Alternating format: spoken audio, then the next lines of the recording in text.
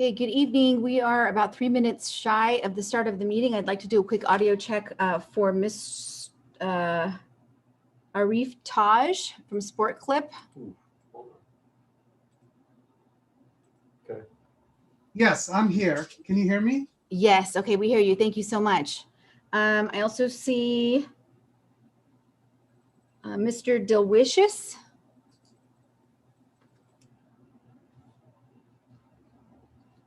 You should receive an unmute request.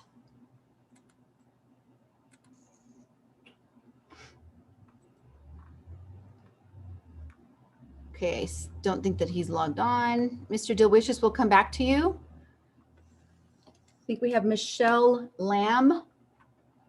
Yeah. Hi, good evening, everyone. Good evening. Thank you so much. Good to see you. Visiting Angels, Andrew Delicious. His mic is open. Okay, Mr. Delicious, are you here? Can you hear us?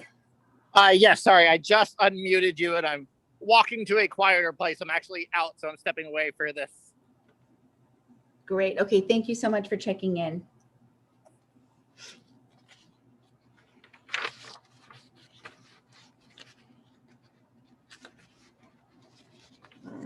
We have Pastor Butler, I believe, is on as well. Yep. Pastor Butler, I see that you've logged on. He should have gotten a request. Yes, here I am. Wonderful. Thank you so much. Nice to see you. You're welcome.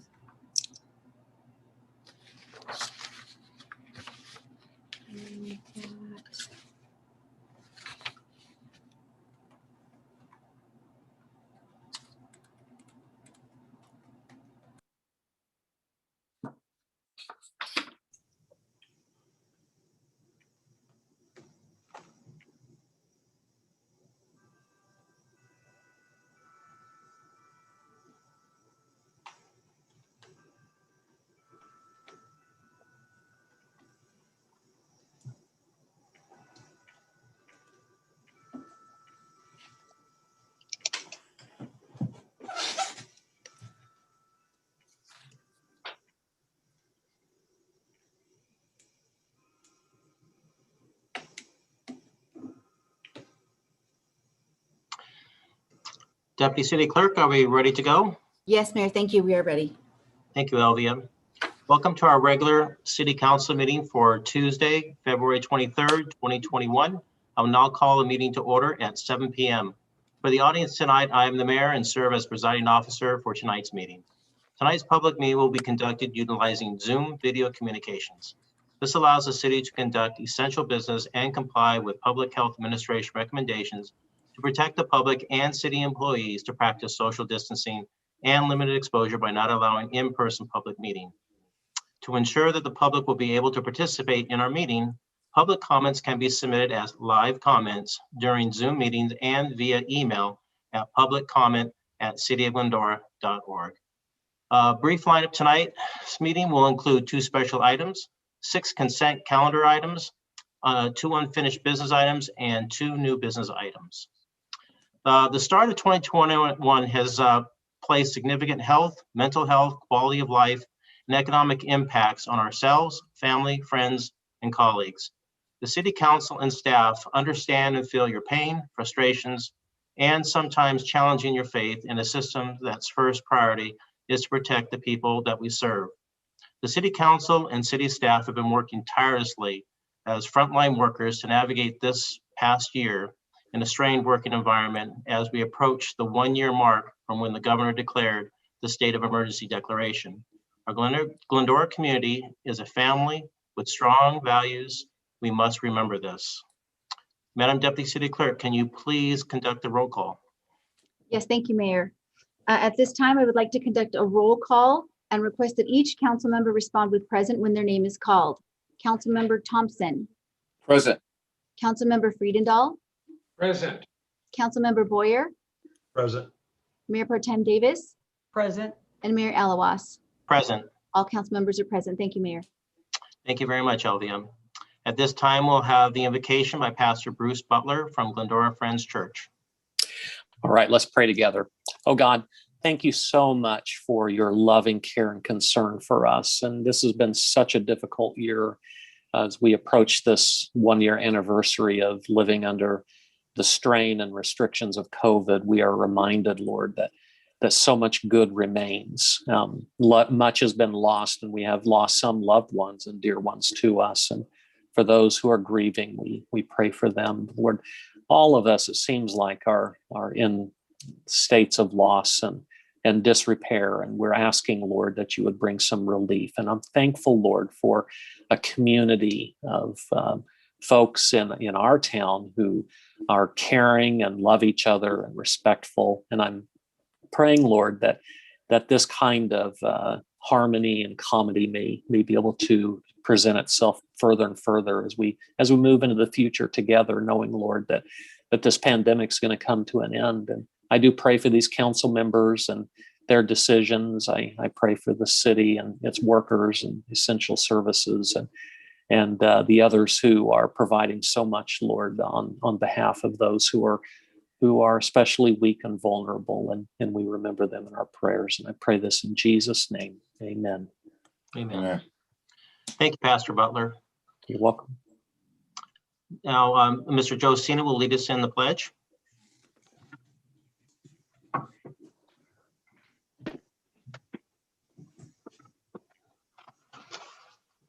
Okay, if everybody could please stand, put your right hand over your heart and repeat after me. I pledge I pledge allegiance allegiance to the flag of the United States of States of America America and to and the republic for for which which it stands, one nation, nation, under under God, God, indivisible, indivisible, with with liberty and justice for for all. all. Thank you, Joe. Thank you. This brings us to our first special item, COVID-19 reopening the economy. I'd like to invite our city manager, Mr. Adam Raymond, to give the update. Good evening, everyone. Thank you, Mayor, for turning it over. We'll move through this item quick. I know we have several speakers lined up for our next item, which is also quasi-COVID related, and we'll jump right in. Just as a preface, not in the presentation tonight, but the state did pass and was signed into law a relief package. I think it's 7.1 billion that could increase, or 6.8 that could increase to 8. There's 2.1 billion for small businesses and other PPE related items, in addition to some tax breaks that's being voted on this week. So as soon as we have all the details, I'll make sure we're in contact with Joe. I'm sure he already has them and has some of that out to his businesses, but we'll work on that to make sure everyone has that information. Next slide, please, Elvia.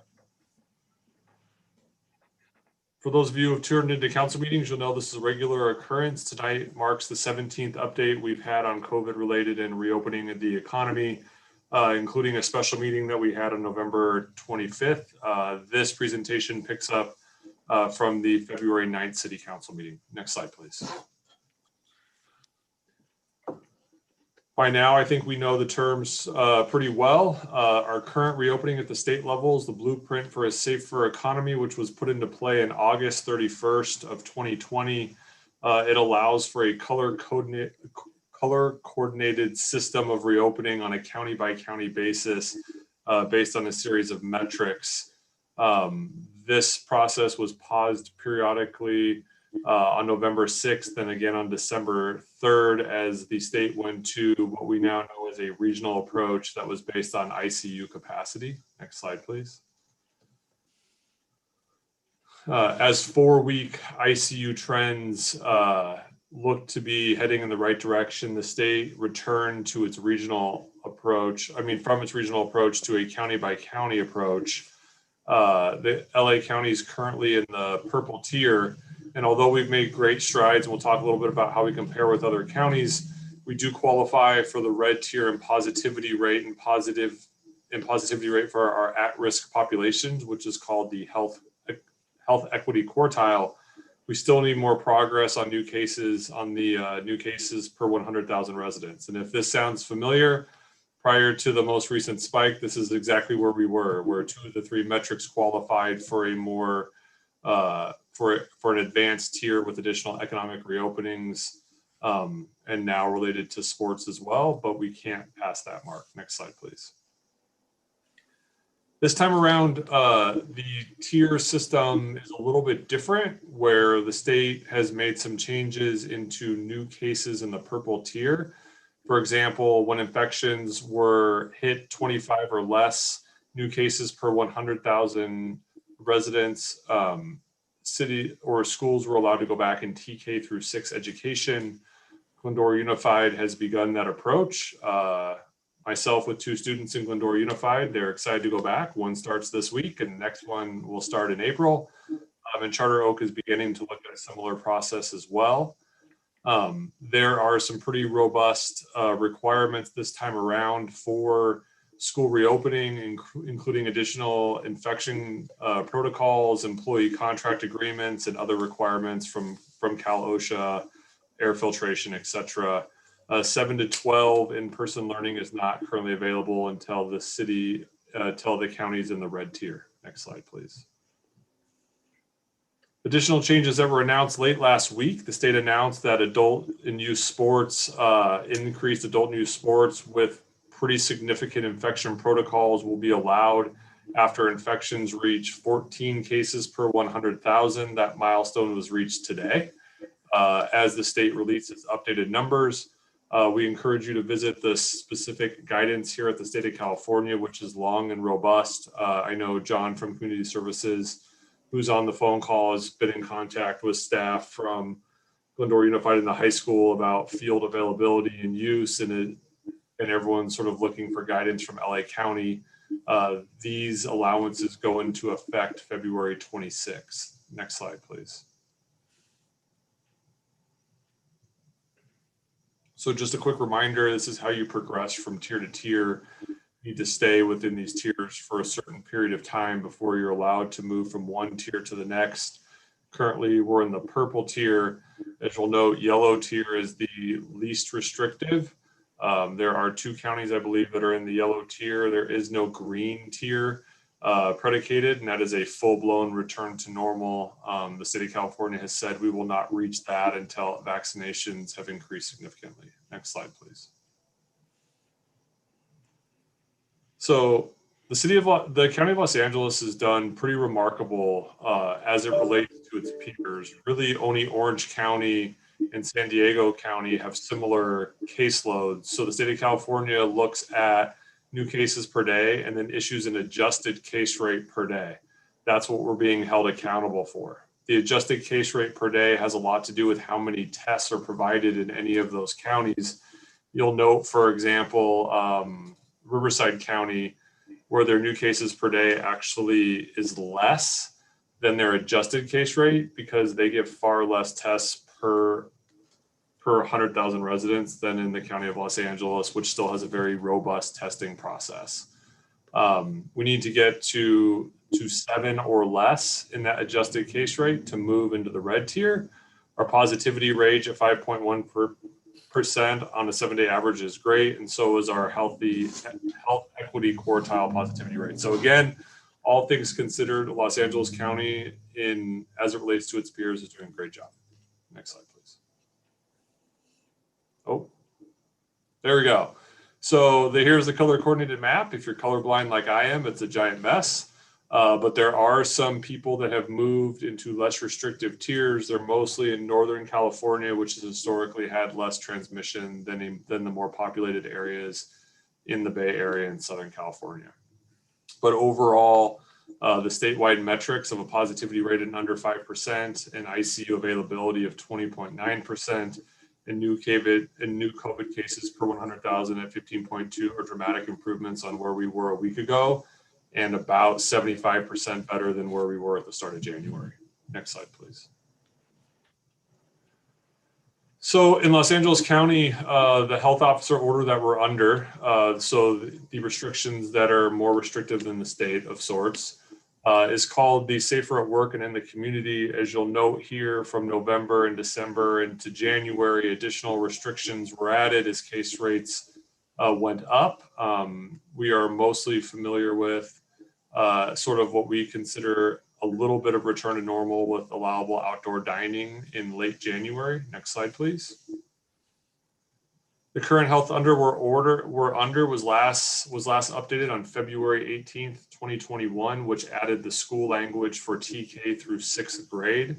The link here is to that health order, which also provides with all the appendices for the available activities by industry, and then very specific for youth and adult sports, for example. So there are about 60 guides that are out there depending on your specific business or activity you're interested in. And we urge you to head to that location at the county level to understand the requirements for your A, business, and B, any other activity that you would like to join. Next slide, please. So just a quick reminder, the city of Glendora must follow the rules in place at the state and county. While the state sets the ceiling on allowances and the county sets the floor, the city could enact further restrictions as a basement. To date, the city has not taken that approach and has at this point no intention to do so. Just always a helpful reminder that we're here to help out with any requests that you may have on clarification on any of the rules in place. Next slide, please. So quick note, some of our hours of operation will be changing soon for in-person. Happy to announce the police station and transportation center will be open Monday through Friday, normal hours, 8 a.m. to 5 p.m. starting next Monday, March 1st. Additionally, starting on March 15th, the police station will be open its traditional hours, Monday through Saturday from 7 a.m. to 7 p.m.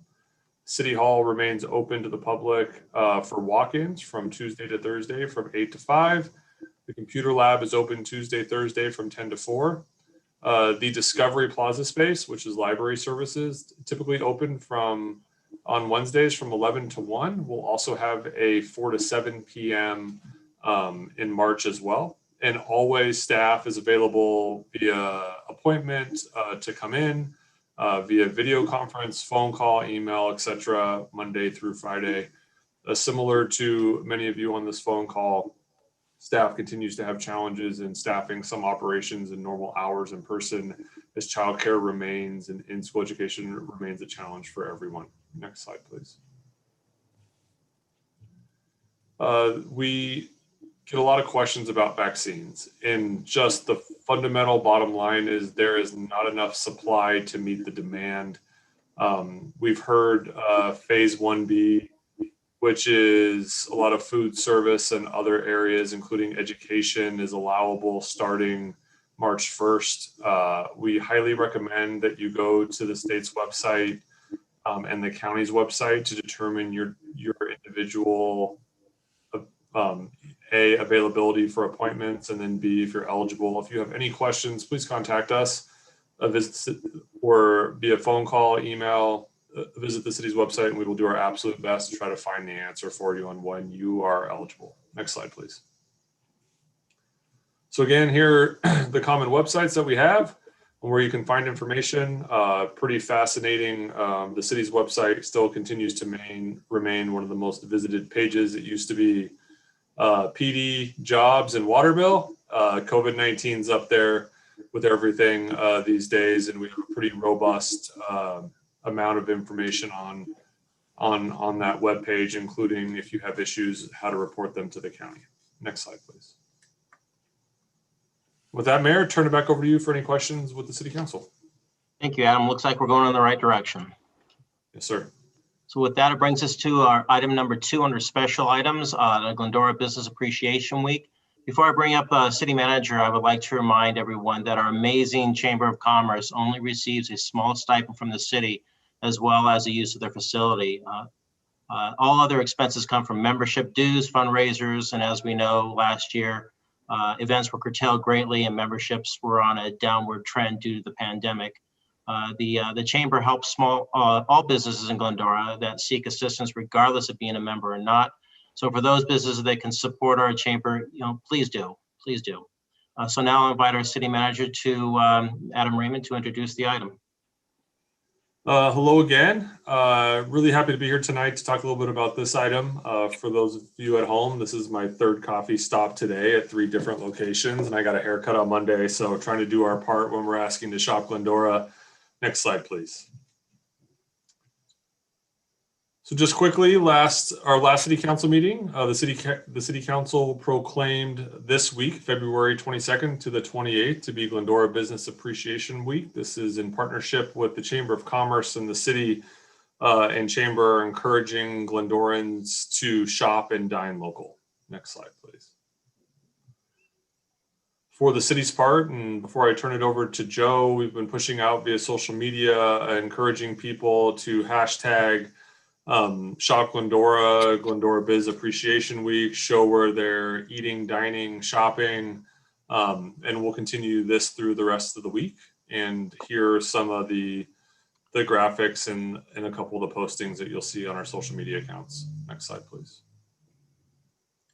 And with that, Joe, turn it over to you for a couple words and introductions of some of our speakers this evening, and just a sincere appreciation, Joe. You're always in contact with the city anytime we have questions, helping push out new rules to our business community. You're always willing to help out. You're everywhere, always. And we just really appreciate everything you do for the Glendora community. Well, thank you very much. And it's a pleasure working with you. Sorry, I have a bug in my office here. Working with you, our council, city staff, and the great businesses we have here in the city of Glendora. Yeah, I mean, this week, even though, I mean, the chamber always wants to promote business appreciation here, every day. To shop local, as Mr. Raymond mentioned, and but Business Appreciation Week here is just an extra special thing. And in talking about this, and when this came about, I thought, hey, let's bring in a few business owners just to kind of talk about their business, a little bit, so people get to know more who's here in town, some business changes and such. So I guess I'm going to introduce everybody. So as seen on the screen here, first from Visiting Angels is Andrew Dilawishus, the owner of that company. Andrew. Hi, everyone. Thanks for the opportunity to speak tonight. I am the owner of Visiting Angels in Glendora. I took over just less than 2 years ago, so right before a pandemic affected our senior citizens.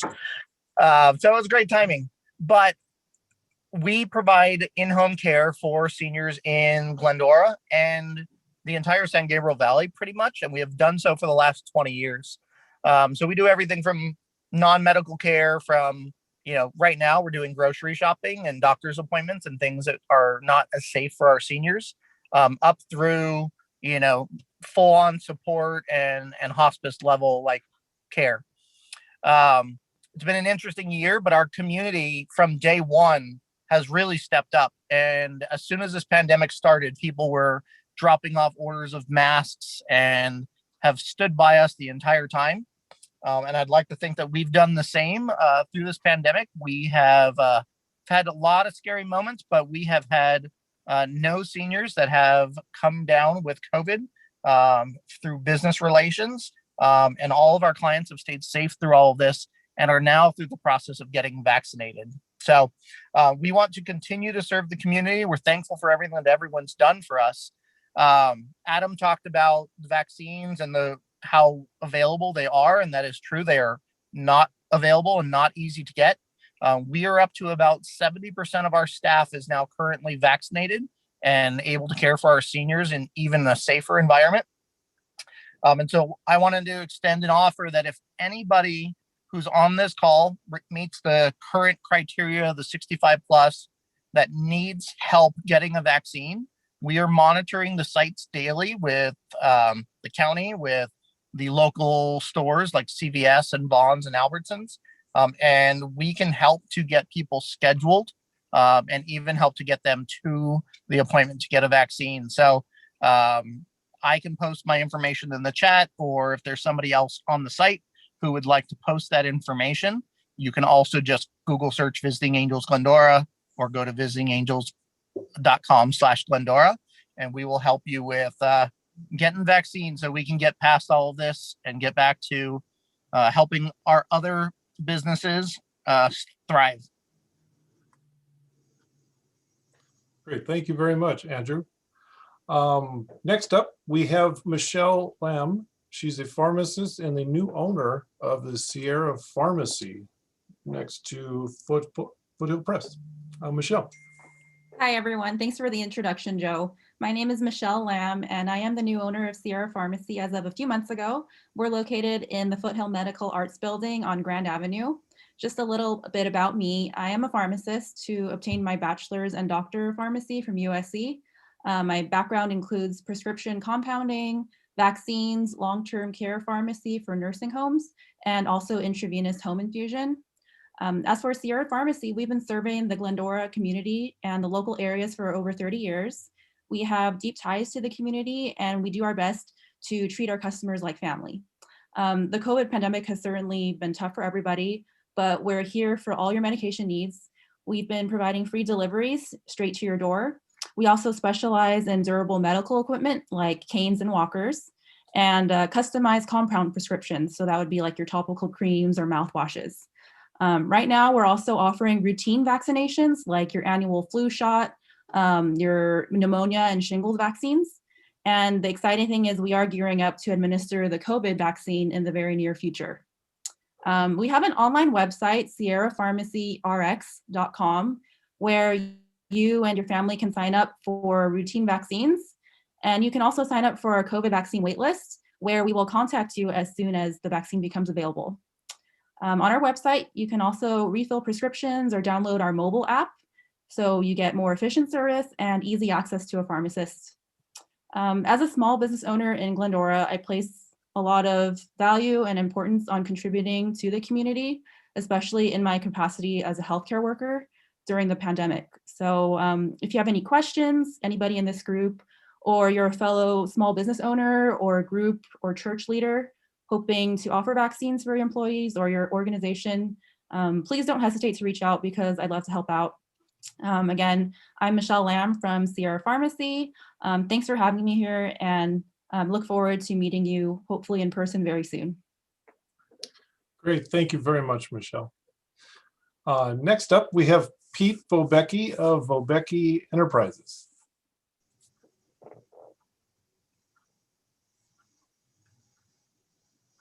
There we go. Hello, can you hear me? Yep. Okay, good. Good evening, everybody. I'm Pete Vobecki with Vobecki Enterprises. I know some of you. We've been in business since 2006. I guess that's been about 15 years now. We're general contractors, and we also have a trucking division. That's actually how we started way back. But last year, when the COVID-19 pretty much hit, we decided to pivot our business in a way.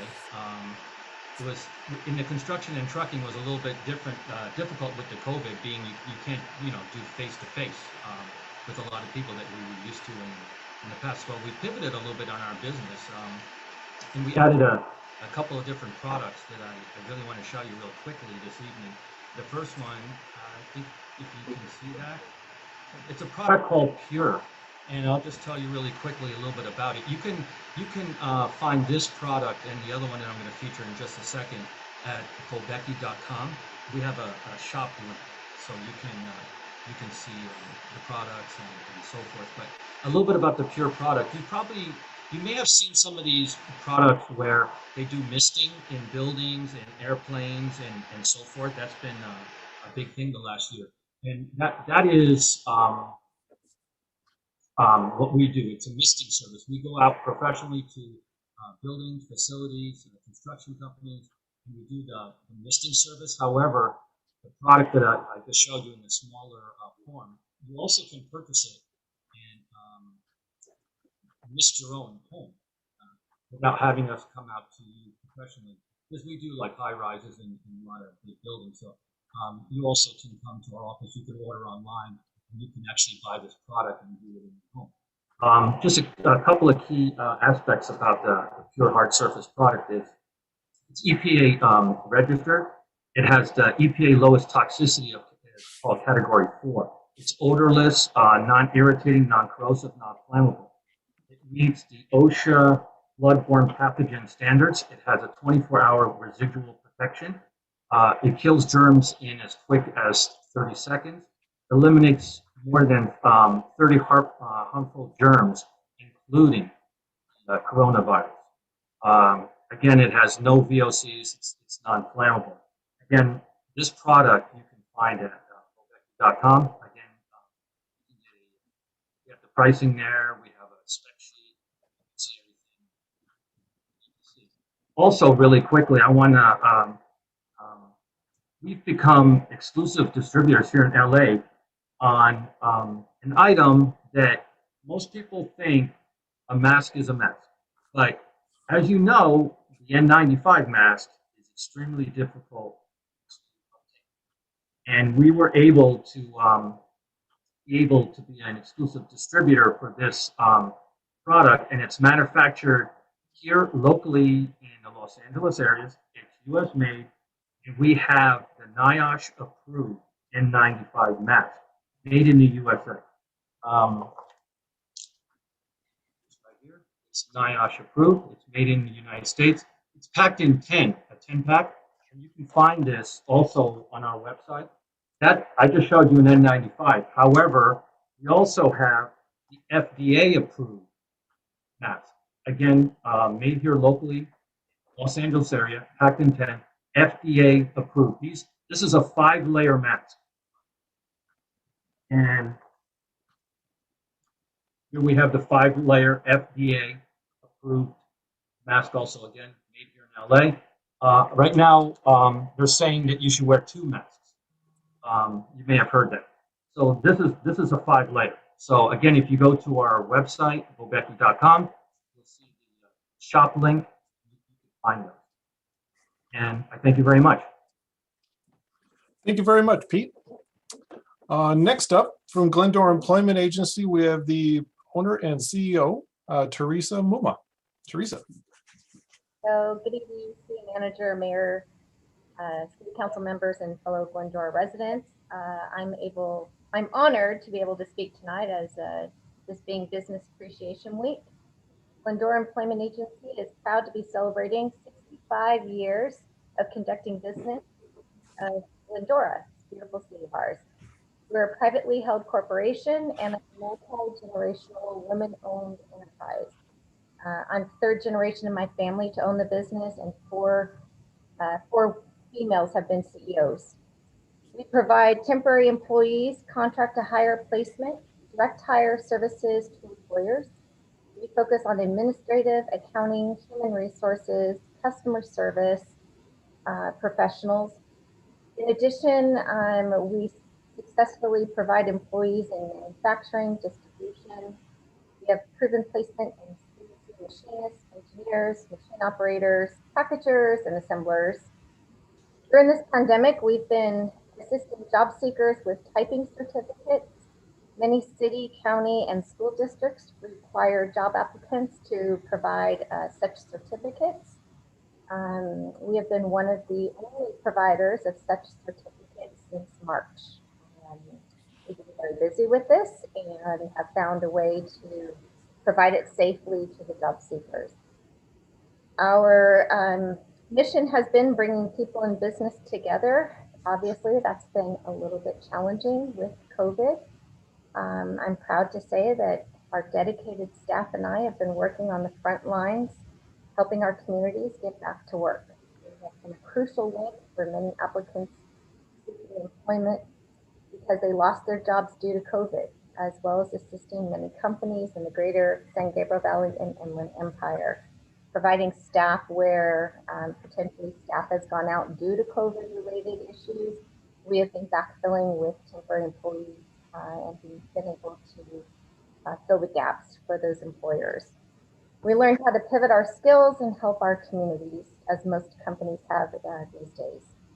I thank you, Joe, and I thank you, the City of Glendora, for this opportunity to highlight Glendora Employment Agency. We're proud members of the Chamber of Commerce, here to assist all businesses and job seekers in their employment needs. If you would like more information, you can visit our website, geainc.com, or you can reach out to Joe and he can put you in contact with us. Thank you very much. Thank you very much, Teresa. And finally here, last but certainly not least, Mr. R.F. Taj of Sport Clips Glendora. Thank you, Joe. This is quite an honor and a privilege, and I wanted to thank the city of Glendora for always stepping up and doing the right thing as far as the businesses go. As far as Sport Clips goes, it's a haircut franchise business. It is a franchise business, a small family-owned business. We have several stores in this area, all the way from Glendora to Redlands. But Glendora was our first store that we opened, and it has been one of the best stores in the entire country. There's about 1,800 plus stores, and Glendora store ranks in the top 10 for the last probably 10 years or so.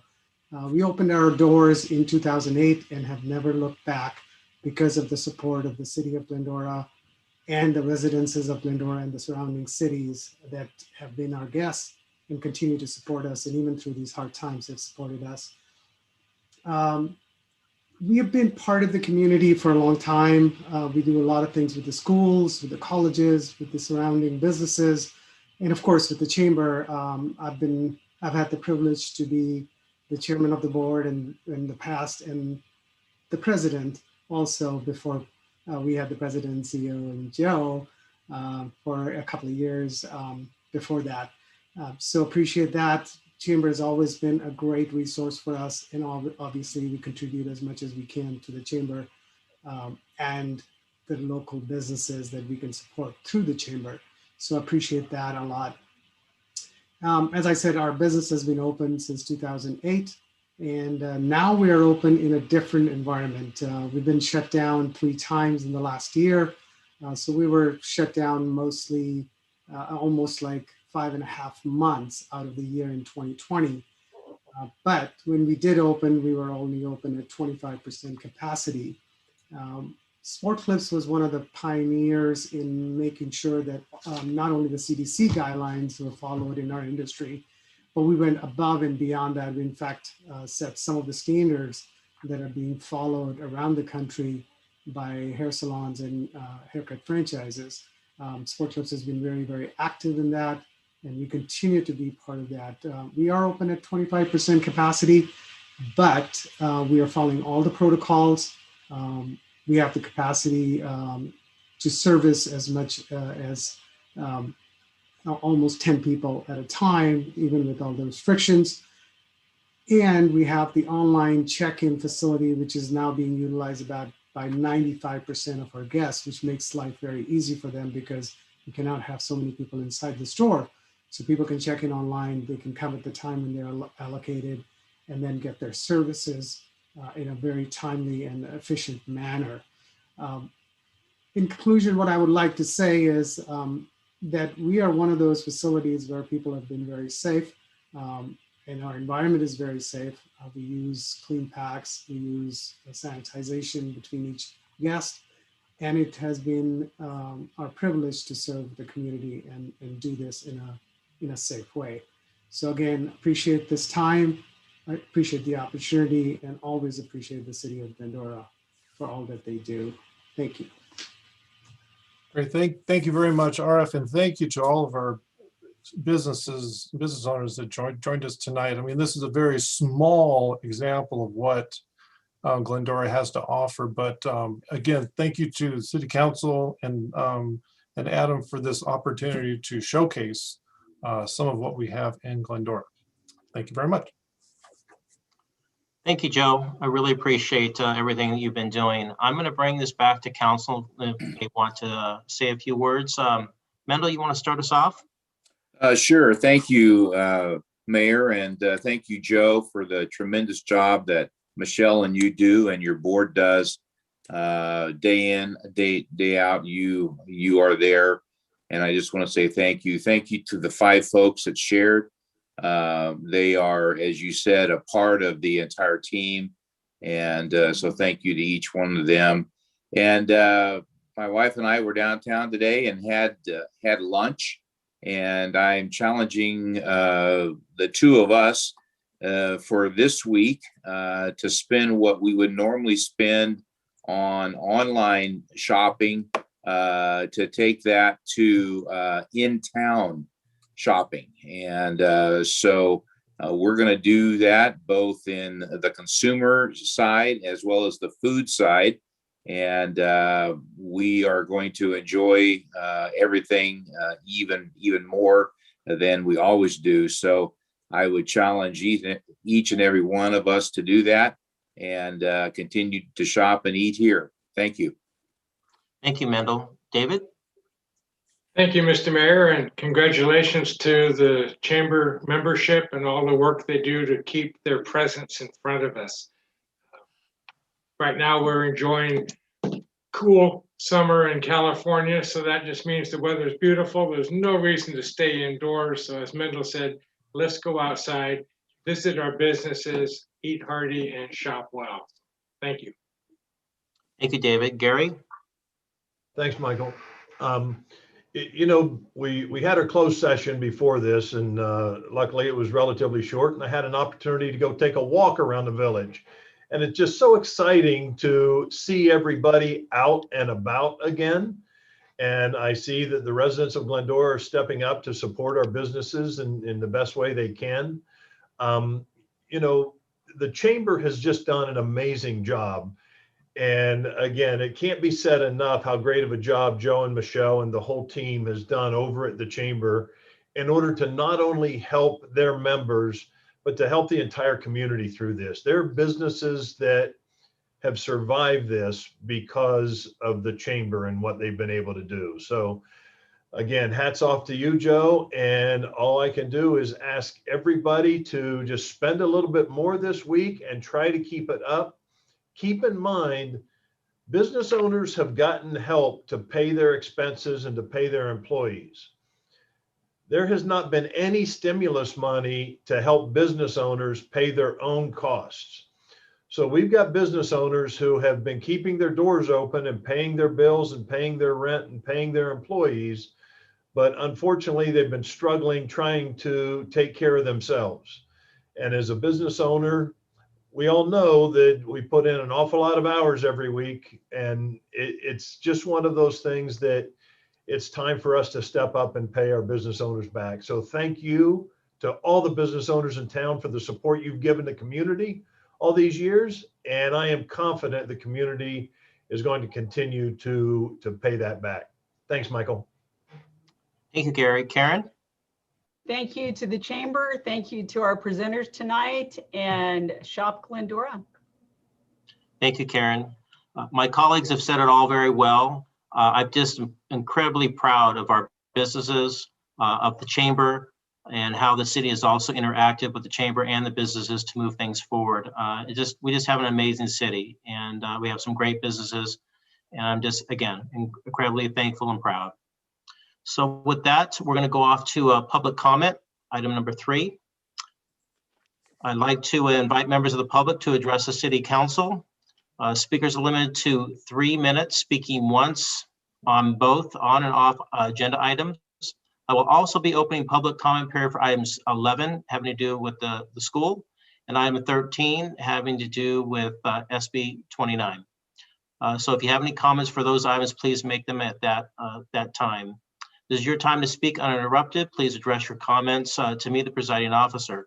Public comment is limited to 30 minutes. If you wish to request to speak, select the raise hand icon in Zoom before the close of public comment period. You will then be called on when it's your turn to speak. Deputy City Clerk, do we have any public comments, or have we received any? Thank you, Mayor. At this time, I do want to announce that we received one email correspondence that was made part of the record, incorporated into the agenda packet and distributed to council, made available to the public.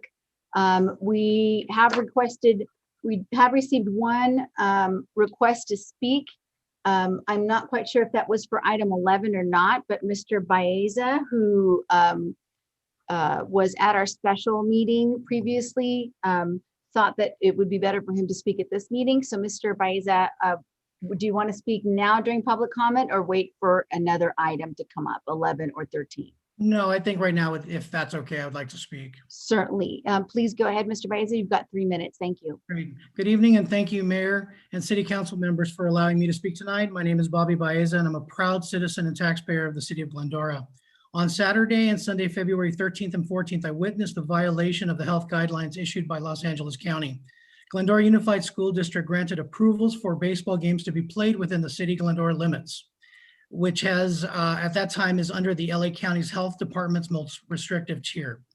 On February 13th, an email was sent to the Assistant Superintendent Weinstein and Superintendent De Leon of GUSD reporting the games and asking how $1,800 worth of permits were granted to play baseball games at Henderson Field in Glendora. I received numerous emails explaining the policies and procedures for this case, yet none explained why the permits were approved. In addition, maintenance was not provided. No city or district on-call employee was provided to do maintenance to the fields or confirm that the renters were in compliance with said agreement. On Sunday, February 14th, the CBA baseball organization resumed play on Glendora's American Little League major field, once again armed with permits from GUSD, allowing games to be played on a city field. It's my understanding the city was not aware of these games that were taking place. Players were seen jumping fences to enter the field, urinating along the facilities because the fields and the restrooms were locked. Parents were witnessed consuming alcohol and practicing very little social distancing on and off the field. Glendora GUSD has put our city at risk because of its negligence and are working to cover it up. The facts are these. The permits were approved and issued by GUSD. The permits specifically granted games, which was confirmed via email, which I have in my possession between CBA Baseball and GUSD prior to the games. No maintenance support was provided, and there are no reports with GPD that this issue took place. Mr. Weinstein, Mrs. De Leon, and GUSD take no responsibility for putting our city in harm's way. GUSD claims as recently as last night's board meeting, which by the way censored public comment, to have followed their policies and procedures, which they clearly did not. They placed our community, leagues, and schools at risk by knowingly allowing, willingly approving a super spreader event in our city. This behavior by GUSD clearly calls into question their ethics and controls in their district policies and procedures. Their actions, behaviors, and comfort with telling half-truths have come into question with our community at large. These actions should trigger our city to demand an audit by an independent third party to the application of GUSD's financials and policies and procedures, and they should be reprimanded for its unethical representation of our citizens. Thank you. Thank you, Mr. Baeza. Elvia, do we have any others? Thank you, Mayor. Yes, we have Joe Cena from Chamber of Commerce. Joe, are you there? Yeah, actually, it's okay. Everything was already said. Thank you for the opportunity. Sorry. Thank you, Joe. Okay. Okay, we have no other requests via the Zoom meeting. However, we did receive an email via the public comment email that I will now read from Mr. Joe Heidelmeyer. Pasadena has ordinances in place for STRs, but one issue is enforced for sure. It must be the primary residence of the host, primary residence. A host's permanent residence or usual place of return for housing as documented by at least two of the following and in the host's name: motor vehicle registration, driver's license, voter registration, tax documents showing the residence unit as the host resident, or a utility or cellular phone bill. A person may have only one primary resident and must reside there for a minimum of 9 months per year.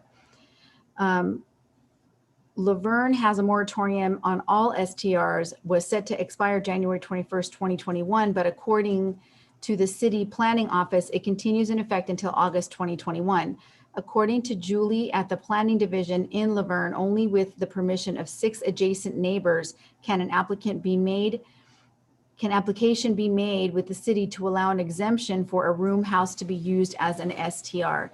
San Dimas bans all STRs. Arcadia bans all STRs. Temple City bans all STRs. Covina has no ordinances and does not consider it a priority at this time. Azusa has no ordinances at this time, but has hired a company to collect taxes and fees from known hosts of rentals. LA City and LA County ban the use of single-family homes as STRs that are not permanent residents of the host for a minimum of 6 months, and has limits on the number of days you can rent a single family home in a calendar year and maximum number of guests per rental. I understand the council's desire to protect the rooms in homes as STRs and corporate housing for APU and corporate stays. I understand that completely. These parties that occur at a state-sized party house, like the one across the street from mine, are not held in a bedroom STR or at or in corporate housing. They are held in these vacant, non-resident, non-owner occupied estate homes. Please understand at 1236 Sierra Madre, current noise levels are restricted, not as loud now, so you won't hear them often because the weather keeps these groups inside the house. My concern is that we will have the large group parties once the weather warms up, as we did at 1236 Sierra Madre throughout the past summer in 2020. After the city of Glendora fined and Airbnb sued the owners of the party house in Sierra Madre, it was immediately put back up for sale, and there has never been another incident. Last night at 10:45 p.m., there were 10 cars parked at 1236 Sierra Madre House. I watched at least a dozen people go in to stay the night there. It's a hotel, not an STR. This large group of cars has been renting this house for over 5 weeks, every week. I respectfully ask the planning department and staff to review these issues I have continuously brought to your attention and develop a solution to present to the people of Glendora and the city council that protects the interests of corporate housing in home rentals, STRs, and owner-occupied STRs, yet addresses the concerns of the issue that occur for non-resident, vacant, non-owner-occupied single-family homes and estates. I'm going to stop the time there, although the email was longer. Thank you, Elvia. Does anyone else wish to speak? Hearing none, I'll close the public comment period, and which will bring us to reports and statements. Mendel, you want to start us off? Yes, sir. I needed to unmute. Just a couple things. The chamber, I've already said my piece about that. So hopefully this week will be a robust week of shopping and eating, and we can see a lot of growth there. The goal line continues to work and work well. They are thinking right now that they're going to be done 6 months prior. We will see. There's a lot of hope that that can be done, but we will have to wait and see. The good news is Glendora Avenue will open on March the 9th. So that is great news for every one of us. And just know that that is the stated time frame. Rental assistance is still occurring for those who need that. Just go to our city website, and I know that Valerie, Jeff are doing a tremendous job there with all of that, and so would encourage those that may need a little bit of a lift there to seek that out. And as Joe said, there are numerous ways that the businesses can receive help. I know that PPP is back out for round 2. I just heard last week that changes and tweaks were made, but I know that that is out there still, and would encourage those that need that assistance to go ahead and get that. And with that, Mr. Mayor, thank you. Thank you, Mendel. David? Thank you, Mr. Mayor. I'd like to report last week I was invited to participate in a session of our Community Services Commission in their task to continue the development of the Glendora Medal of Merit. And the commissioners were most welcoming and engaged and offered great constructive development of what the award will look like and what they envision it to become. With that, I think their interest and their conscientiousness to taking on the task is greatly appreciated. They've come up with a design plan that they have asked staff to formalize a model of, come back to their March meeting, and at that point have any final discussion and perhaps approval. So the Medal of Merit program is continuing and moving nicely. This past weekend, I had an opportunity to attend a virtual seminar conducted by the Independent Cities Association, of which I am the city's delegate to. This seminar was very good because it covered many areas that we are looking forward to participating in, either by just genuine community interest and or state mandates. Some of the topics included potential housing opportunities. Pallet shelters were discussed, and a great program that deserves some more attention. Operations roles of the elected officials and staff in Emergency Operations Center operations that have found their way into the normal business of cities in COVID times. Also a presentation to the cities about the public safety's new role coming up, police departments basically, of working with a new program called RIPA, which is a Racial Identification and Profiling Act by the California Department of Justice. And it gave some rollout and experience from the local police department that has started that process. Gave some great insight of what our police officers will be expected to be doing in the very near future. These are great programs and a great opportunity. I also, in the last week or so, did take advantage of participating in one of the Plaza Discovery Space Days at the library on a Wednesday afternoon. Well, again, the weather is beautiful. Go see it. It's Wellness Wednesday. What a great way to go see a perfect opportunity to learn, have some fun. Thank you, Mr. Mayor. Thank you, David. Mayor Pro Tem Davis. You're muted.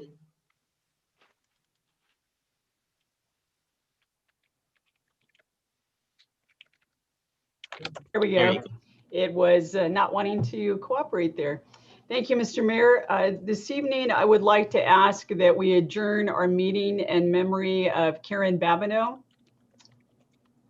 And I would like to share a few thoughts about Karen. Karen Abigail Northrup Babineau worked in sales and marketing. And after doing some marketing for car dealerships and designing coupon books, she started in 1994, the Glendora Community News. Her goal with that was to tell the stories of residents, to share good news, to build community. But more than just telling community good news, she herself became community good news. She was one of the charter members that helped to bring the Christmas parade back after the Jaycees had ended running that and a new committee was formed. She was one of those charter members that helped bring that back to the community. She also served as the Chamber of Commerce president in 1999. And she and her husband, Joe, jointly received the Jean Beckwith Humanitarian Award in 2004 for their service to the community. And she retired from the Glendora Community News in 2009, but she continued to serve the community in a variety of ways. She was a member of the Women's Club, Rotary, Kiwanians, and also served on the city's 2011 Centennial Committee and helped with the marketing and theme for that event. She was also very involved in Eastern Star. Those of us that knew her personally could attest to her infectious laugh, her can-do attitude, her eternal optimism. The best byline and story that she wrote was definitely that of her life. In addition to leaving behind a legacy of all that she did to serve the community, she also is survived by her husband, Joe, her 5 children, her 8 grandchildren, and her 2 great-grandchildren. And also, Mr. Mayor, this week, our nation passed the somber and grim milestone of 500,000 deaths due to COVID. Sadly, Karen was one of those deaths. In the city of Glendora, we have lost 150 individuals, each one representing a story, a family. And so tonight, I would like us to adjourn our meeting in memory of Karen Abigail Northrup Babineau, and also in remembrance of the others who have lost their lives to this deadly virus. Thank you. Thank you, Karen. Our hearts go out to the family, the Babineau family. They are very special people for this town. Joe is everywhere and everyone doesn't know, but Joe is Mr. Santa Claus, and the family is just a wonderful family. So yes, we will close in the memory of Karen Babineau this evening. As everyone knows, Councilmember Gary Boyer and myself are delegates to Foothill Transit and Gary is the appointee and I am the alternate. On February 10th, Gary, myself, and our transportation manager, Mr. Stephen Mateer, took a tour of the 500,000 square foot BYD manufacturing site in Palmdale. It was quite an amazing place to see. Can we have that slide up, perhaps, to show the pictures of our trip? Yes, it was just amazing. Is it up? Yes, hold on one moment. I'm going to bring it up for you in just 1 second. You can go ahead and keep talking. I'll post it up in just 1 second. So again, it's a 500,000 square foot facility where they have buses, they have trucks that they convert into other types of automobiles, if you will, or transportation. These are all electric. There is no gasoline or any other fuel. It's 100% electric, all batteries. They have a facility that's down the street that we went to as well that actually assembled the battery modules for the different configurations of the buses. It was quite an amazing thing to see. It was so large. They also develop and do buses for school kids as well. And they're venturing into to airport services for the fuel trucks. They're really growing quite large, and they're actually anticipating building another facility. They usually have a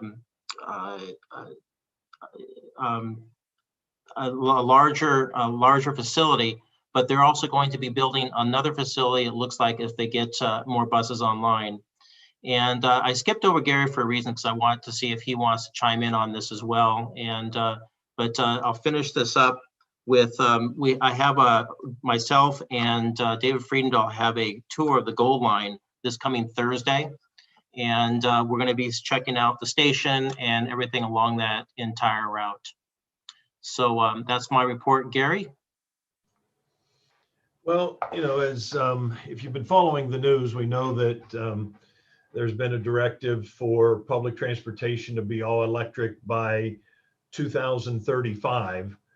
And at Foothill Transit, one of the things that they were a pioneer in developing electric buses, and we actually just got delivery of a couple of double-decker electric buses that are going to be helping to transport people from the valley to downtown Los Angeles. But there's a variety of different types of zero emission vehicles that are being looked at. It is sort of the Wild West out there right now of trying to figure out what is going to be the best. The tour of BYD, it was an amazing facility, and we learned a lot up there. But I just appreciate the work that Foothill Transit has done in order to bring zero emission to the San Gabriel Valley, and the work that we're going to continue to do with that. You want me to go on with my comments? Yes, please. Okay. I was hoping we were going to have the picture up here so you can tie into what our visit and then your comments. I could draw a bus on the screen if you like, but it just isn't going to look the same. Yeah, we can't see your pretty face. You know, Karen was so gracious to talk about Karen Babineau, and she will be missed. And I got to tell you, the idea, I think all of us are seeing the fact that more and more this COVID is touching all of us personally. And our hearts go out to everybody, but especially to the Babineau family. But I can guarantee you that Karen is probably looking down right now and reminding me to remind everybody that things do continue to move forward. And this Saturday, the Glendora Friends Foundation is going to be holding, I forget what number this is, 20 some years of the Trivia Challenge. Trivia Challenge is going to be virtual this year, so it's going to be extremely interesting. The good news is it's not going to be competitive, so I won't make too much of a fool of myself when I get buzzed out. But these things do continue to go forward. And like always, the Glendora community steps up, and as do businesses, to support events like this in order to raise money for our library. I would just like to ask, though, Bobby Baeza, asked some questions, and I was wondering if, Adam, if you could just give us a real brief explanation of the separation of jurisdictions between the city of Glendora government and the school district, even though we partner in a lot of projects, which we're going to be talking about a little bit later in the meeting. I think it's important to make sure that we cover the fact that we are completely separate entities. If you could cover that, I'd appreciate it. Yeah, I'll do my best. And item 11 tonight here shortly, we'll discuss in a little more detail the comprehensive and, and long history the city has with Glendora Unified as it relates to this specific incident. I think as was mentioned, and I believe Glendora Unified has responded previously in emails that the permits were for practice and then used in a manner of which was for games. We were notified through community services, and then later on Monday through the police department about potential issues with investigation, kind of sorted through that. But I just think at a high level, council member, it's that Glendora Unified and the city of Glendora as two separate legal entities have the ability to issue permits for use of their fields and charge fees based on market rates for those related areas.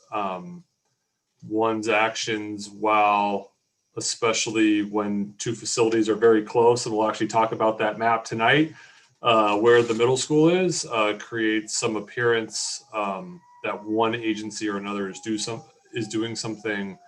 At the end of the day, for us,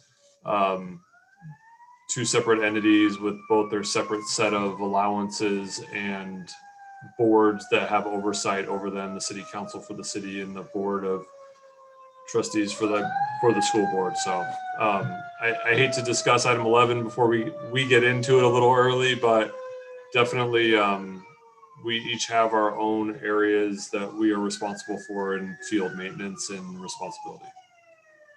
Okay, thank you, Adam. Michael, that's all. Thank you. Great, thank you, Gary. There's the picture, better late than never. See, there you go. If you can see, this is only about halfway on the picture on the left. It's only about halfway in the middle of the facility. You can't even see the end of it. It's a pretty big facility. And top right is the backside of Gary. With that, this is going to bring us to the reordering of the agenda. Does anyone wish to reorder or add to the agenda this evening? Hearing seen none. This brings us to the consent calendar. I believe, Mendel, you want to make a comment on number 9. Yes, that is true. And I believe our chief is on, and I would welcome him to offer any opinion on this. And it is, ties into Ocean Blue, and they're the service that assists us in cleaning up a lot of the camps that have continued to emerge in the South Hills. And there is a large amount of environmental waste and just rubbish itself. And I think that the public needs to, know that the city is very aggressive, or as much as it can be, to eliminate as much as they can within the law these camps, and more importantly, the toxic waste that is often a part of these camps. And tonight, the staff is asking council to approve another $75,000 to $100,000 to allow for Ocean Blue to take away trash. And that comes out of just our bottom line, a general fund. As best as I know, and Adam can correct me here, there's not a measure T for trash or R for rubbish or anything. It just comes out of the taxes that each one of us pays. And it's very important to note that since 2019, there have been 16 tons That's 16 tons taken out. And since this year, 3 times they have come, taken out trash. And in 2020, 12 trips were, made. And I think that the public needs to understand what the city is doing. And each time there is, education given. And I know that Debbie works extremely hard to help place these folks that don't have a home, that are suffering, that are down on their luck. And this is not an aspersion of them, because I know that she works extremely hard. The officers work extremely hard to educate, to teach, encourage, to mentor. But I think that when we spend these kind of funds, there needs to be a moment of pause and let everybody know what is going on here. So I just wanted to kind of reflect those facts. Chief, if you have anything more to add, or if you need to correct anything that I have said, please speak in. No, Mr. Thompson, you're absolutely accurate. Just a matter of protocol, just so that people are aware. We send officers who are trained and paired with LA County Homeless Outreach Service Workers and Department of Mental Health out to those sites all over the city footprint. But we focus quite a bit, as you mentioned, our effort in the South Hills.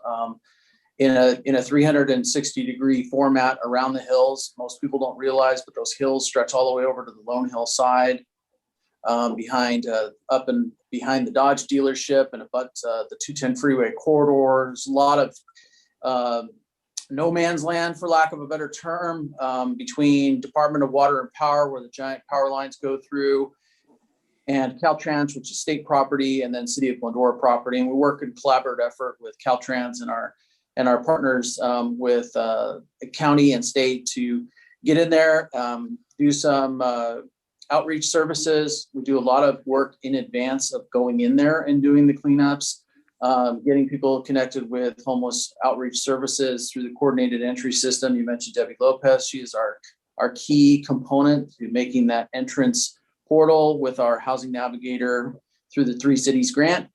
And then we provide a lot of time and distance for them to integrate into services, and then make our announcement to go through and declutter our wilderness area and other public spaces where there are health and safety concerns.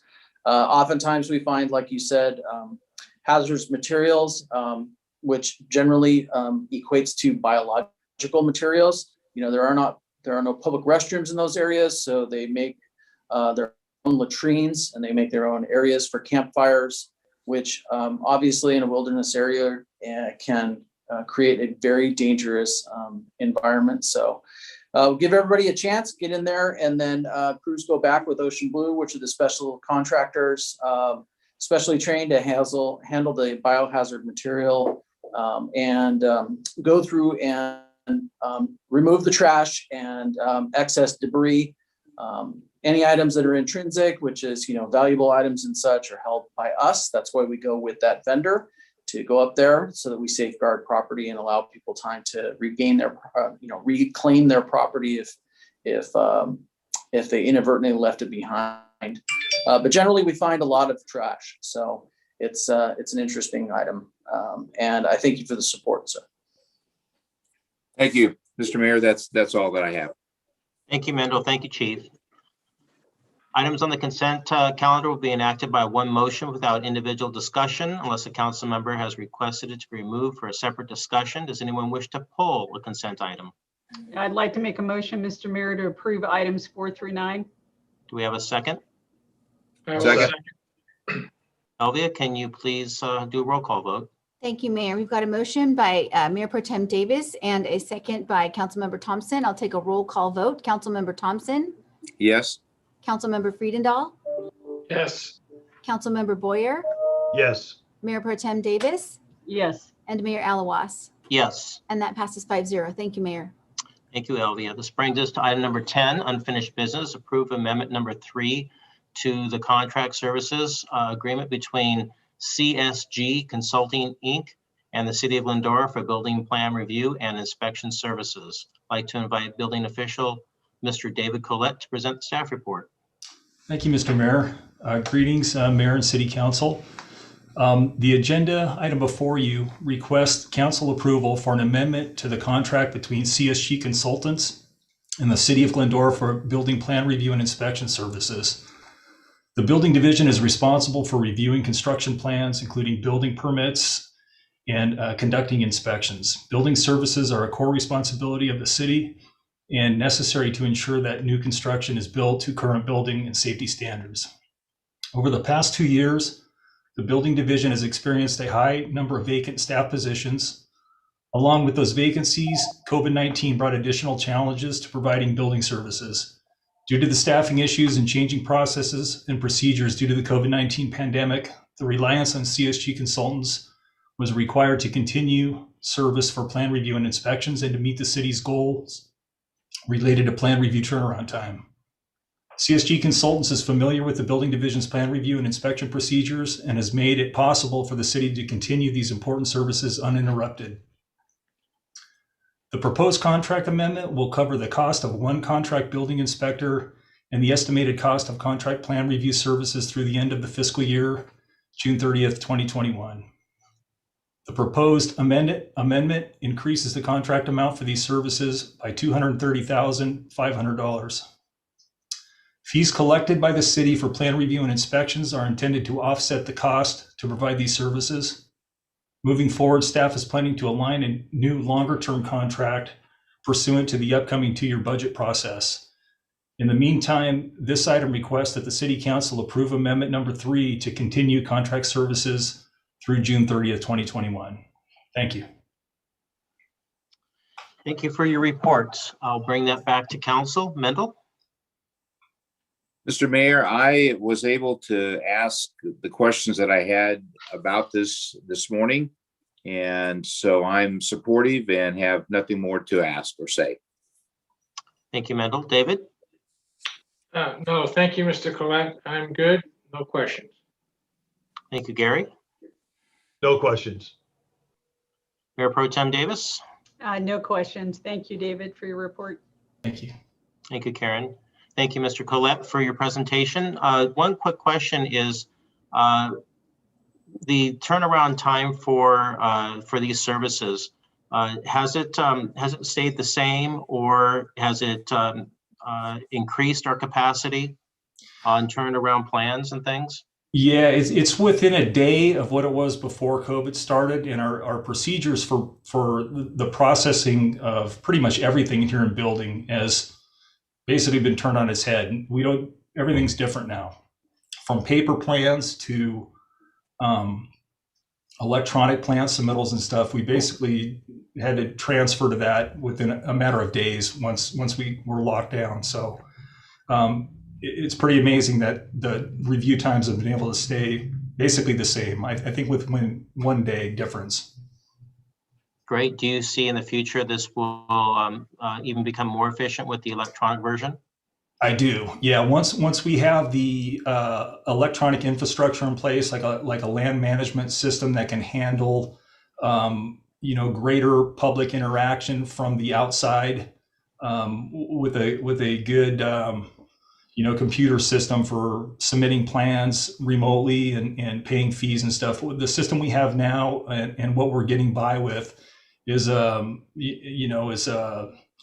remedy that's getting us through now, but it's not a long-term one. So we're looking at some systems that can really take us into the future. How is the public receiving this? Most are very positive. Most like the fact that they don't have to come to City Hall, that they can pay their fees online. We have some old timers that are old school and maybe don't use computers and stuff. So that presents a challenge. We're finding ways to work with them, especially when when we've been closed and they can't come into City Hall. Now that we're open a few days, it's made things better where at least they can come in and talk to us and stuff. But for the most part, all that are electronic, savvy with electronics, they love it. They're very happy. Great. Thank you so much, Dave. You're Really welcome. appreciate it. Thank you. I'd like to request a motion. Also move. I'll second it. Elvie, roll call vote, please. Yes, thank you, Mayor. I'll take a roll call vote. I've got a motion by Councilmember Friedendahl, second by Mayor Pro Tem Davis. I'll take a roll call vote. Councilmember Thompson, Yes. Councilmember Boyer, Yes. Councilmember Friedendahl, Yes. Mayor Pro Tem Davis, Yes. and Mayor Alawas. Yes. And that passes 5-0. Thank you, Mayor.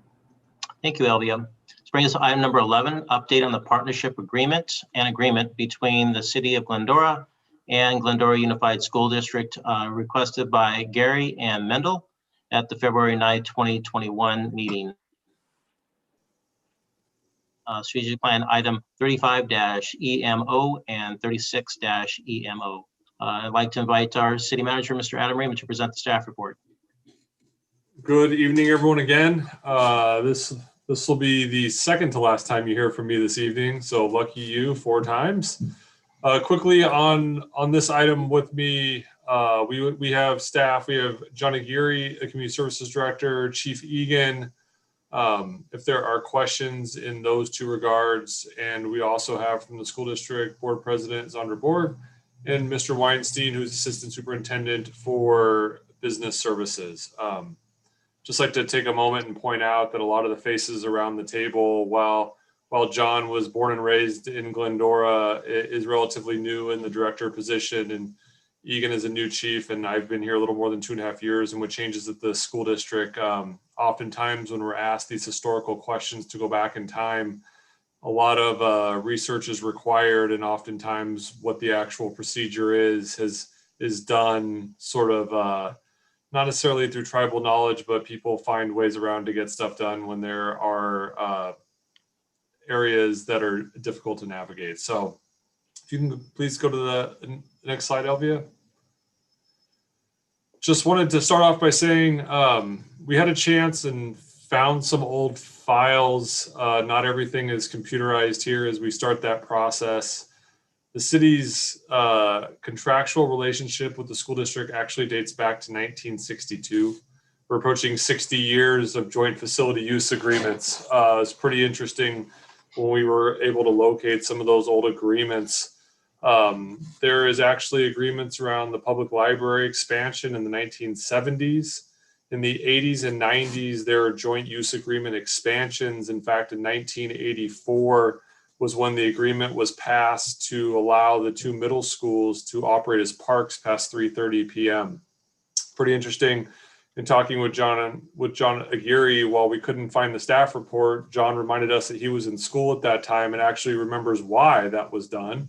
And that's because as the school district was selling off some property, as schools, as student population was declining, because of the historical agreements the city had with the school district for joint use of its facilities, that neither party wanted to lose large portions of open space, and therefore those areas were opened up longer hours. There's been an adage with the city, as John reminded me, for many years, that school district takes care of the children from 8 in the morning till 3 p.m. and the city takes care of them after that. And so oftentimes it's at those same facilities. In the 2000s, the city's relationship with Glendora Unified School District expands into capital projects, both the pool, which is a contribution for the city of $500,000, and then an event center, which is a joint grant agreement with the school district. Additionally, there was also conversations on school resource officers. Next slide, please. In the 2010s, we had an update of our current joint use agreement, which largely sort of goes over the operational agreement for joint facilities we have with Glendora Unified School District. The 2013 effort included input from City Council at that time, school board, staff, sports teams in the community. It's a pretty robust and comprehensive, and honestly, a little bit confusing agreement. We'll go over some of those details and highlight one of the middle schools to just show you how there are some inefficiencies into how it was originally created. some of the responsibility areas are fairly complicated. In the 2020s, we hope we can have a modernization of our relationship with the school district. It's been on our strategic plan since 2019. Last night, the school board met, talked about rentals of its facilities and I'll turn it over to Jeff and Zandra later on in the presentation for any comments they may have, but there was talk at the school board about the willingness to meet with the city and go over its relationship on facility use and help to clarify some of those terms. Next slide, please. In going through a lot of the legacy agreements, so thank you to Kathleen and her staff for finding all the files, which were yay high on my desk this morning for all these legacy agreements. There are more than 50 agreements and amendments and city council items relating to the city's relationship with Glendora Unified. Wanted to say a couple of things that stuck out loud and clear to me in the language actually in the agreements, and that the GS and that it's the city and GUSD support one community. You will see continuously all the way up until 2013 where both parties view supporting a singular constituency where shared resources amongst the city and school district provide more amenities and greater access to resources for the community. There is provisions in a number of the legacy and current agreements on shared capital improvement costs and this ongoing theme that individual and ongoing maintenance costs of facilities owned by the school district are paid by the school district and owned by the city are paid by the city. It is evidence that there has been for almost 60 years now a very robust partnership, and definitely what comes across is community first. Next slide, please.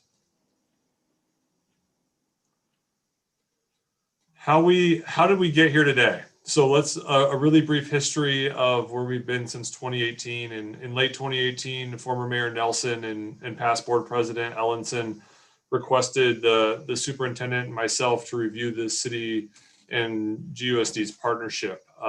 It took the form of a question and answer dialogue, and in your staff report this evening is an updating of that memo from May of 2019. That's how we've gone about the staff report with many attachments that go over a great many contractual relationship obligations between the city and the school district. In 2019 and 2020, the City Council adopted a strategic plan initiatives aimed to clarify the relationship with Glendora Unified. Next slide, please. Just for all those watching, these are the three initiatives that the City Council laid out in its most recent strategic plan. There's a generic community partnerships, which includes Glendora Unified, Charter Oak, Citrus College, and several other of our major partnerships. And there's also a specific item, which we refer to as EMO, which is enhance and modernizing the organization. One of our key strategic plan goals, which is specifically the Glendora Unified School District Memorandum of Understanding.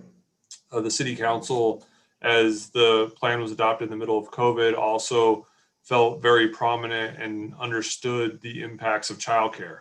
I will tell you, out of that strategic plan came the partnership with the city and Glendora Unified with the Teen Center, where middle school and high school, I call them classrooms, but really they're learning opportunities for students who do not have another place to go, have the ability to go to the Teen Center and receive help with school. And also the community services provided PE and recreation classes before further restrictions and helping parents alleviate their kids' energy on our city fields and helping to try to time that with the online distance learning. Next slide, please.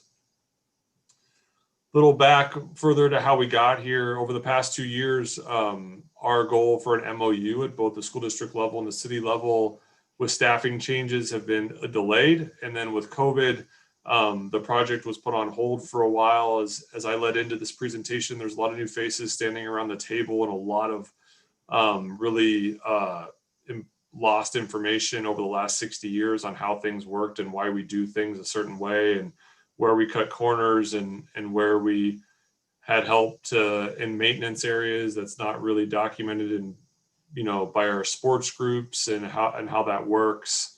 In late 2020 and early 2021, there was an emerging community dialogue on field use and enforcement of potentially non-allowable activities under the current health orders by the police department. Through this enhanced community dialogue, emails, calls, complaints on both sides of the argument that we should let kids play and that we're potentially having a super spreader event, and areas and responsibilities were highlighted. As a result, at our last meeting, council members Boyer and Thompson requested an update on the city's MOU and contractual relationship with Glendora Unified School District. Next slide, please. So I just wanted to throw out some larger issues in hearing the conversations on both parties. And again, Glendora Unified will be able to answer any questions or speak on behalf to help clarify any points we made. Through my tenure here, it is very evident that the city and GUSD have a relationship that has both grown in size and complexity. Currently in our shared facilities agreement, there are 33 locations identified, and not counting that some of those locations like Goddard Middle School and the high school have multiple areas of shared responsibility, from fields to tennis courts to lighting and to water. It is a pretty robust and comprehensive contractual relationship. And it goes without saying that, you know, I don't want to, again, speak for others, but the city and I know the school district has suffered shrinkage in available resources largely from the state of California. We can thank the changing money going away, which complicates the relationship that is complicated. As the city and school district have less resources, it is difficult to follow through on every single one of the intentions in both the current agreement from 2013 and some of the legacy agreements that exist from the early 2000s.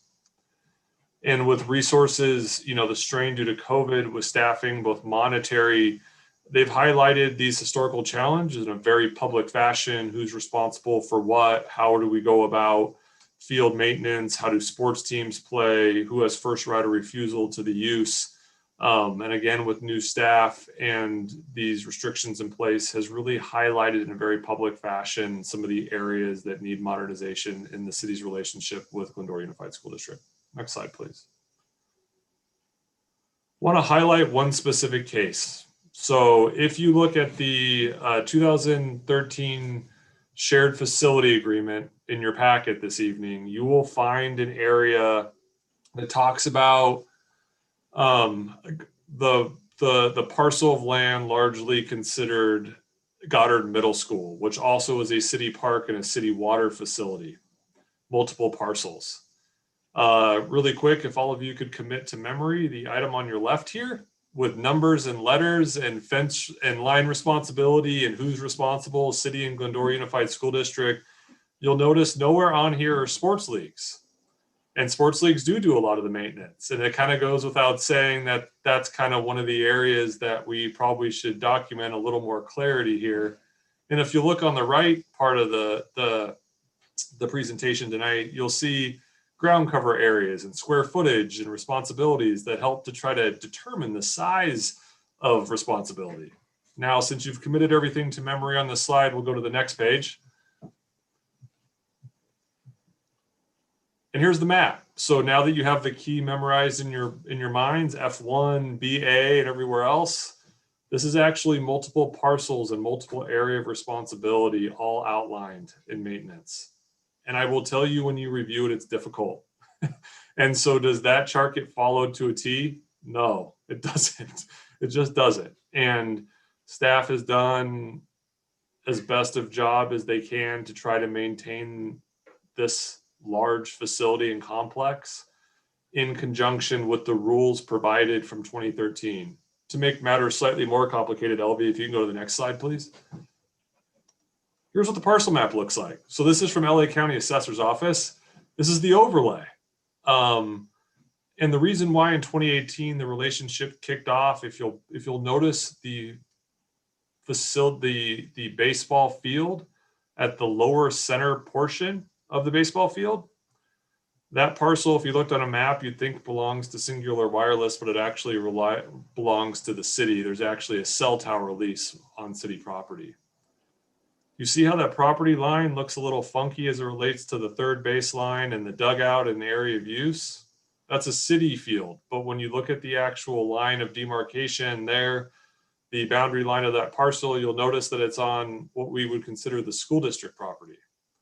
So for those of you keeping track at home, there are multiple parcels to the southeast of the flood control and to the northwest of the flood control, which are both water division run and mandated property or owned properties. The field is what we would consider a city park in the associated parking lot. We had a liability claim that occurred literally as a person crossed that boundary and jurisdictional area, which both the city and school district participated in, but really started a more robust conversation in 2018.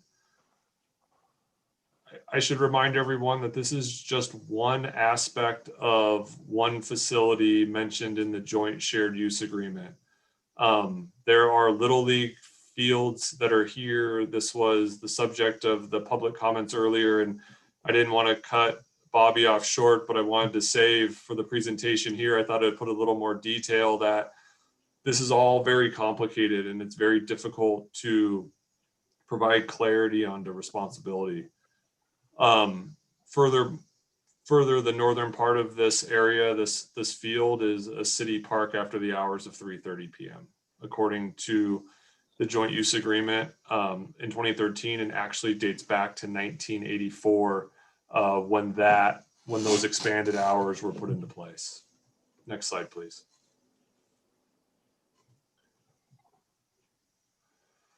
So when we've had previous discussions with Glendora Unified prior to the pandemic hitting, the goal was to enter into a master MOU with various exhibits or attachments for joint facility use. The goal there is to simplify responsibilities for capital and maintenance, establish a priority of use, establish costs to users, outline agreement with sports leagues, et cetera, et cetera. Additionally, to incorporate standalone facility agreements like the pool and event center, also to loop in library services, which are a separate contract approved by both Glendora Unified School District and the city. We have a similar one with Charter Oak. And from a public safety standpoint, we have a separate standalone school resource officer agreement. Over the years, the amount of money that Glendora Unified helps pay and the number of officers the city provides has changed. And also, we don't really have any agreement over crossing guards. So there are 14 locations at the city that benefit both Charter Oak and Glendora Unified School District. We meet with them on a periodic basis to go over those locations. Total cost of that agreement is about $240,000 a year. And then anything else that comes up. So our goal is to try to provide some streamlining in that approach with the MOU. Next slide, please. So again, on the phone call this evening from Glendora Unified is Zandra Borg, the board president, and Jeff Weinstein, the assistant superintendent of business services. And if I can go, Elvia, one more slide before I turn it back over to the mayor to see if Glendora Unified would like to say anything first or answer questions, is that the city council received the report and provide direction to staff as needed. We will do our best this evening to answer any question the city council may have.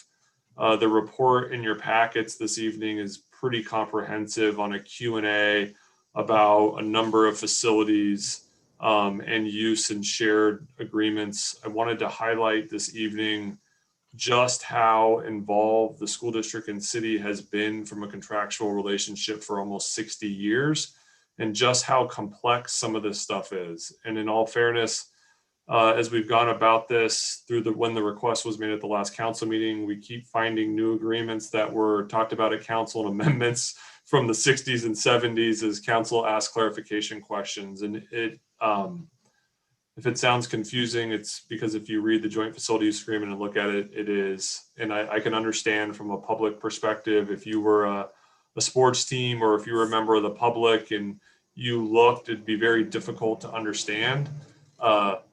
Really quick, Mayor, before I turn it over, I would like to invite John to say just a little bit and highlight some of the other areas that may seem odd, but have been incorporated into the agreement over a period of time to highlight some of the other sort of joint use and interesting elements. John, John not only grew up here, like I said earlier, but has lived a lot of the changes in this agreement through his involvement in youth sports and then his involvement with the Community Services Department for 30 years here in the city of Glendora. John? Thank you, Adam. Hello, Mayor and Council. Just to give you a little background on how the Community Services worked with the school district over those years. The Community Services has always had a youth sports council that meets once a month with the presidents of our youth leagues. The school district now has become a member of that to help answer the questions that the leagues might have. When I started back in 1989, the youth sports leagues were really under the city's umbrella. The city would fill out the facility use agreements for the leagues to the school district at that time. In 2018, the youth sports leagues started to go on their own and fill out their own agreements. Now they're doing it on Facilitron. The school district and the city have always had for our department, has always had a very good relationship. We always are in touch with the different schools. Usually the schools like to, mainly it's the secretaries at those schools, call our office instead of trying to get a hold of the presidents of those different leagues, because the presidents change year to year. And they'll usually call us, myself or Annie Warner, to get that message across to those leagues of no games on this day, or they left it dirty, or that kind of stuff. One of the schools we're constant in contact with is the Glendora High School. The high school uses our city facilities for lower level softball facilities at Finkbeiner Park. They use our turf field and some grass fields for soccer.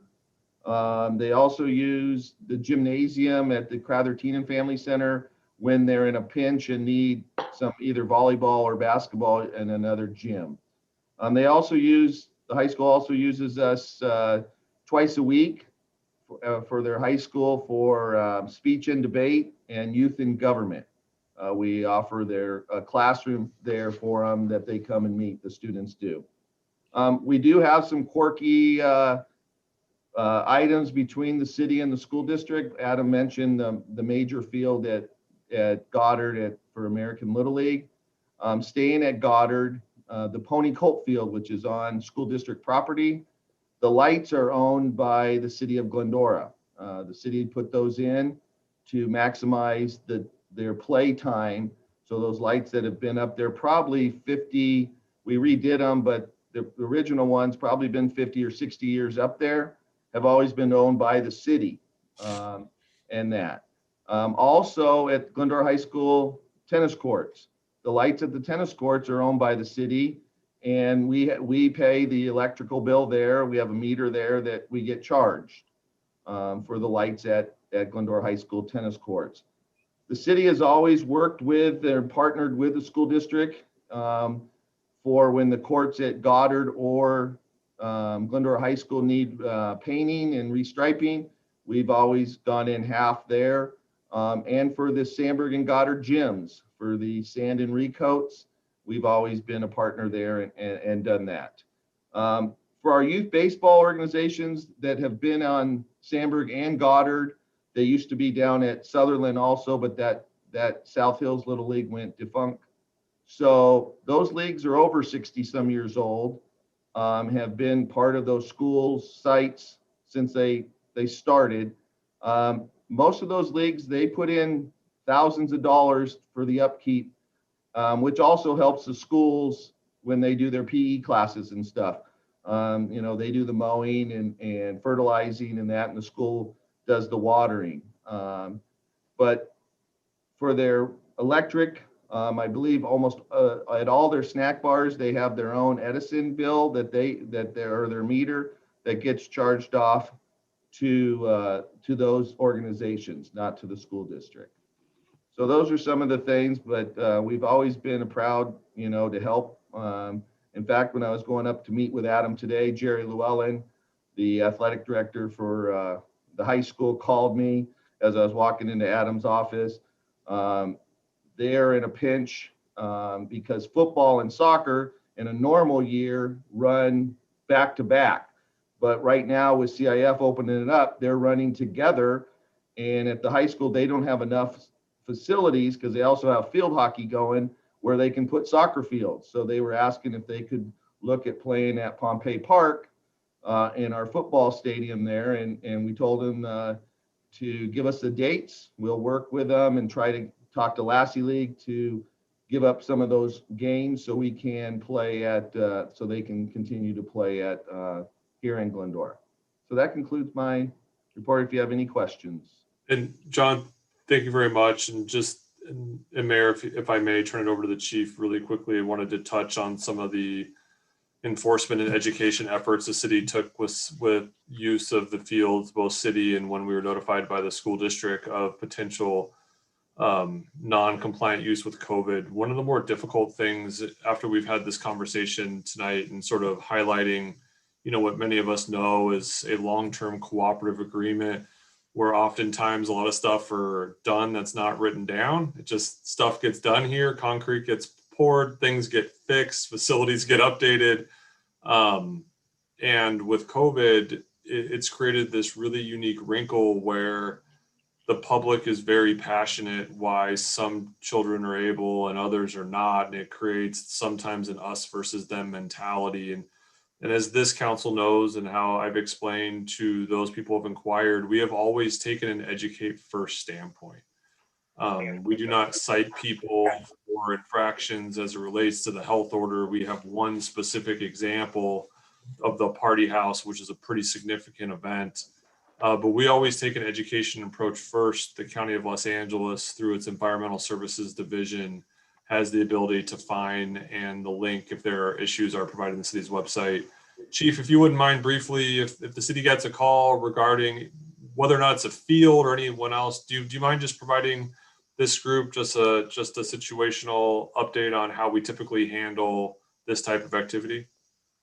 Of course, you're absolutely correct. It's an education first enforcement plan. Our goal is to have voluntary compliance. So we take an opportunity to educate those individuals, which we find are somewhat outside of the health department guidelines or orders.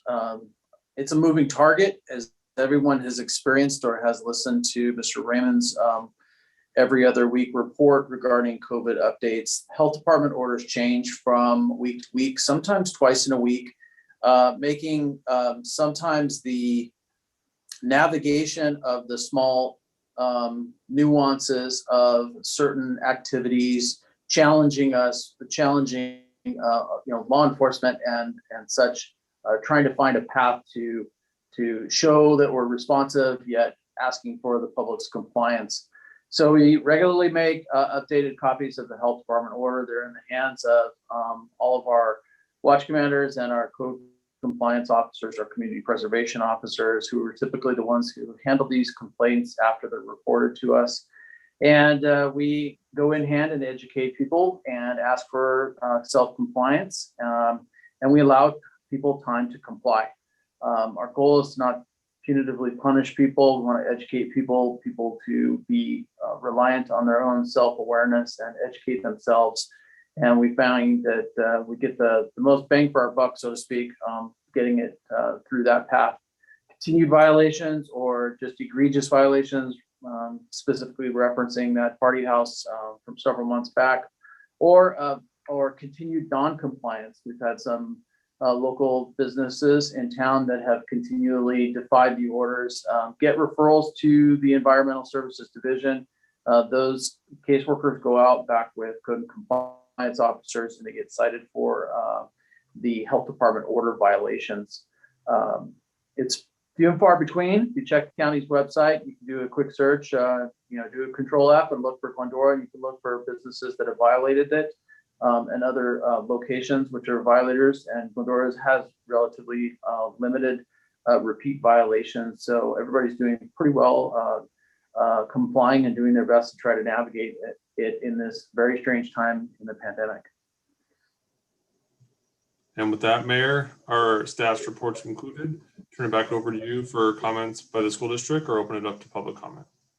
Thank you, Adam, John, and Chief. You guys encapsulated quite a bit in just a short amount of time. And thank you, John, for that tribal knowledge. You can't retire anytime soon. So with that, I'd like to invite School Board President Zonder Borg and or Mr. Jeff Weinstein, Assistant Superintendent for Business Services, if they wish to say something. On behalf of the school district, we thank you for inviting us to come to the meeting. And I think, Adam said it very well. We do need to update our joint use agreement and our MOU. I think it's real important that we also include our youth sports within these agreements. That seems to be the one area that is least documented, and they're the ones who use our facilities, it seems, the most. So we're really looking forward to establishing all these relationships and responsibilities so that everything's clarified. Where we're finding at the school district our most problems is really not with our youth sports leagues. They seem to be doing everything that they've always promised to do, and our relationship is really good. It is with our independent teams that travel ball is very, very important to the development of our youth. They offer a higher a competitive edge to a lot of these young players. My son played baseball and was on a travel ball team for many, many years before he played high school and college and then pro ball. The idea though is that, as far as the school district is very important that we as a school district know who's on our fields. That those who are on our fields carry insurance, the proper insurance, and that also that they have some sort of ability to sign as a group or a team the waivers that we need, whether it's a COVID waiver, the contractual waiver of the rental agreement, or liability waivers. And that will help protect the school district also. But we look really forward to working with the city as we always have and establishing these new modernization agreements and, making sure that we cover all our bases moving forward so that then 10, 20, 30 years from now, when they're having the same discussion about what we did today, that will have more clarification. President Borg, I don't know if you'd like to add anything. I would just like to thank Mr. Raymond for his very concise report. And I want to highlight one of the bullets that he mentioned, that our shared resources and greater access to resources for all our kids, because it's the same kids. The kids that are living in the city are coming to our schools as well. And unfortunately, COVID has brought a lot of issues to the surface that we've sort of agreed upon with a handshake type of agreement. We do need something more formal as an MOU. I appreciate being here. Thank you, Mayor and City Council, for allowing us to sit in on this. And I will end my comment with that. Thank you, Mrs. Borg and Mr. Weinstein. At this point, I'm going to go ahead and open up public comment. I'd like to invite members of the public to address the City Council. Speakers are limited to 3 minutes, speaking once on this agenda item only.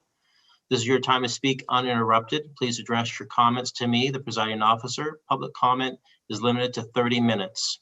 If you wish to request to speak, select the raise hand icon in the Zoom before the close of the public comment period.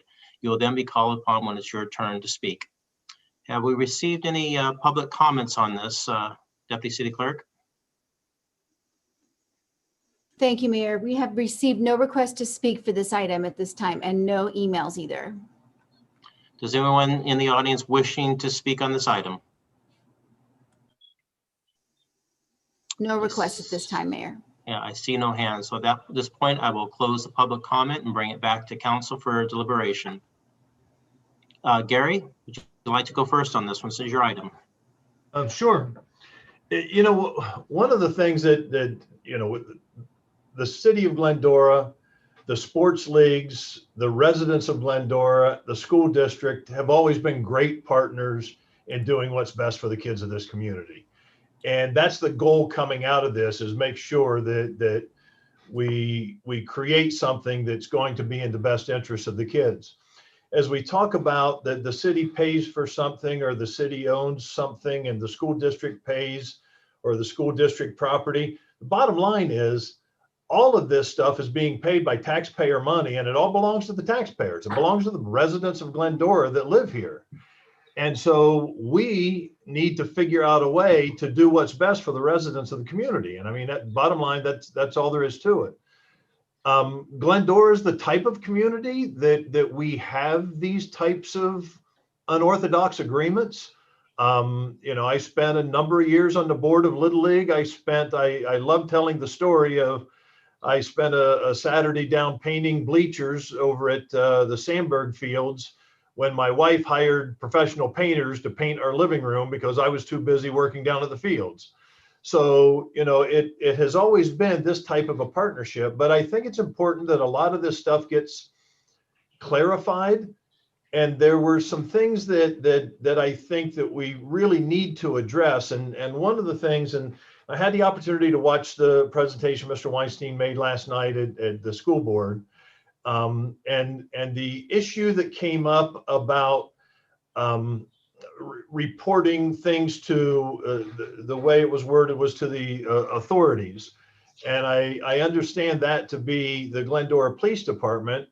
And I have some concerns that there might have been a perception that the Glendora Police Department is not doing their job or not following up with this. And I will tell you that I know for a fact that Glendora PD shows up because I was at one of my grandson's practice games when a Glendora PD officer came by and talked to everybody there about what was going on. So I know, Matt, I don't know if I could ask you the question, but I know we have the ability, we log everything that comes in. Do we have an understanding as to exactly how many calls we've gotten or how many emails that we have received or reports that we've received and how many times officers have actually responded? Is that information readily available? I can answer that. We did a search on that Saturday and Sunday, and we did not receive any calls into our call center, which, of course, are recorded and every call is logged regarding field use or inappropriate field use on those 2 particular days. Monday, we did receive some email notifications after the fact. I received some communication from the city manager's office, but we didn't respond to any calls on Saturday and Sunday on those days in question. There was some communication from school district or from community members to the school district stating that reports were made. I'm not aware that those reports came to us. Like I said, we did do that search. But in all likelihood, they could have found their way through the city website to report the violation, which we have included to all community members, a direct link to the Environmental Services Division for reporting health department violations. That could be what they're referring to, but I have not followed up on that. Okay, I appreciate that. It's one of those things that I know PD has taken a position of trying to educate the public. This is, we've heard the word too many times. This is unprecedented times as to how these things are dealt with. And my understanding, unless I'm incorrect, is that the actual enforcement of these guidelines that are put in place by the health department are under the jurisdiction of Los Angeles County Health Department. Is that correct? Sorry about that. Generally, yes. Okay. We do have the ability to write a citation for a order. However, we're not the experts in determining, a environmental services violation. We could definitely report it. We could go with Department of Public Health to write that citation or help enforce that violation. But if called to court and asked to testify, we have police officers that are well-versed in criminal law and case law, but not in what constitutes, the rationale behind 6-foot social distancing or mask use. We can only rely on what's stated in the health department order. So we like to provide that education first and ask for self-compliance. And like I said, if we do have violations, we try to refer those. We recommend referral to environmental services. They are the experts in the field to determine violations and to testify in court if needed against someone who knowingly violated or had an egregious violation on that matter. Okay, appreciate the update. There was another conversation that took place last night surrounding the use of cameras to try to monitor fields. And I understand that is something that the district is looking into, but a comment that was made that concerned me a little bit, because statement was made that the city actually uses cameras to monitor our fields. And that is not an accurate statement. And I don't want anybody, any of our residents, to think that we are using cameras to monitor the use of our parks or our fields from anybody. We do have cameras in place, and maybe John, you could speak to it a little bit. I know we've had a lot of vandalism issues and things like that. So we do have some cameras in place in order to try to minimize vandalism that's going on. But I don't think any of our cameras are being used to actually monitor the fields or the usage of any of the parks. No, that's correct. We do not have cameras at Finkbeiner Park. We do have cameras at Louis Pompey Sports Park, mainly, around the snack bar area to make sure nobody breaks in. Those watching, we've had numerous theft from stealing copper. So we've attached those cameras out to watch fields to make sure for stealing. We do not watch, people coming in and out and stuff. We also, one of the things, if we do have a violator down at our park, our staff usually will call PD, which then will come out and help us remove that violator. We've had people there playing soccer games, which we knew that are not allowed. We call, PD comes with us, and we then kick everybody out at that time and lock up the facility. Yeah, our community services staff goes down there. Okay, appreciate that. And then just one other comment that was made, that, as we move forward trying to come up with an MOU to continue this partnership between the city and the school district, believe me, I understand as much as anybody the financial crunch that our school district is under. I have been to Sacramento to advocate for funds for our school district. The funding process that the state of California uses is extremely unfair, but that's the rules that we have to deal with, and we have to try to figure out how to do that. That's why our community has always been so supportive, both financially and volunteers when it comes to helping out the schools on a regular basis. But a comment that was made last night was a number was mentioned about the field usage fees. There could be a loss or a cost of as much as $450,000 to the school district. And you look at these things, and I sometimes wonder, the city or community services department and public works department, maybe we have a little bit better ability to manage some of this stuff. And maybe there needs to be conversation around what we can do to help the schools with this. And I even thought of the fact that we have these use facilities for the upper levels at both Goddard and Sandburg. I would like to see part of this conversation be expanding that use facility down to the baseball fields, as that seems to be a lot of what this conversation is about. If the city has the ability to be able to help take some of that burden off of the school districts by expanding that joint use agreement, maybe we could look at that as we go forward with these MOUs. So, that's just another option that might be out there. But I think everybody, as we go into these conversations, we need to think outside the box, that we use that term all the time, and try to figure out how we can make this happen, because Glendora School District is one of the top school districts in the state of California. And we are that way because of our teachers, because of our administration, and because of the support that the residents of this community give to the school district. And we need to continue that. And I just want to see whatever comes out of this conversation as we move forward, we need to strengthen that in the best way that we possibly can. So these are just some ideas and some observations that I've made recently.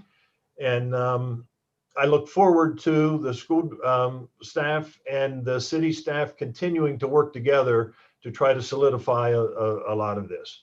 So I think I've taken enough time and said enough, but thank you to everybody for your reporting and for trying to make this happen. Thank you, Gary. Mendel? Michael, thank you. And I want to concur with everything that Gary just said. And I seconded the motion that Gary made because I think it's time to look at these things. It saddens me to say that there's been a erosion within the partnership between the district and the schools. And I've been here for 35 years. I was on the American board. I coached soccer with Zandra. I have been around, and I have never seen such lack of trust and really integrity at times by what things are being said and done. And I do share the hope, as Zandra said, and as Gary said, that the conversation that we're entering into now will rebuild that trust and integrity and relationship. But it is not good here, and we need to take steps to do that. As Bobby shared, there's a lot of pointing of the fingers, the he said, the she said.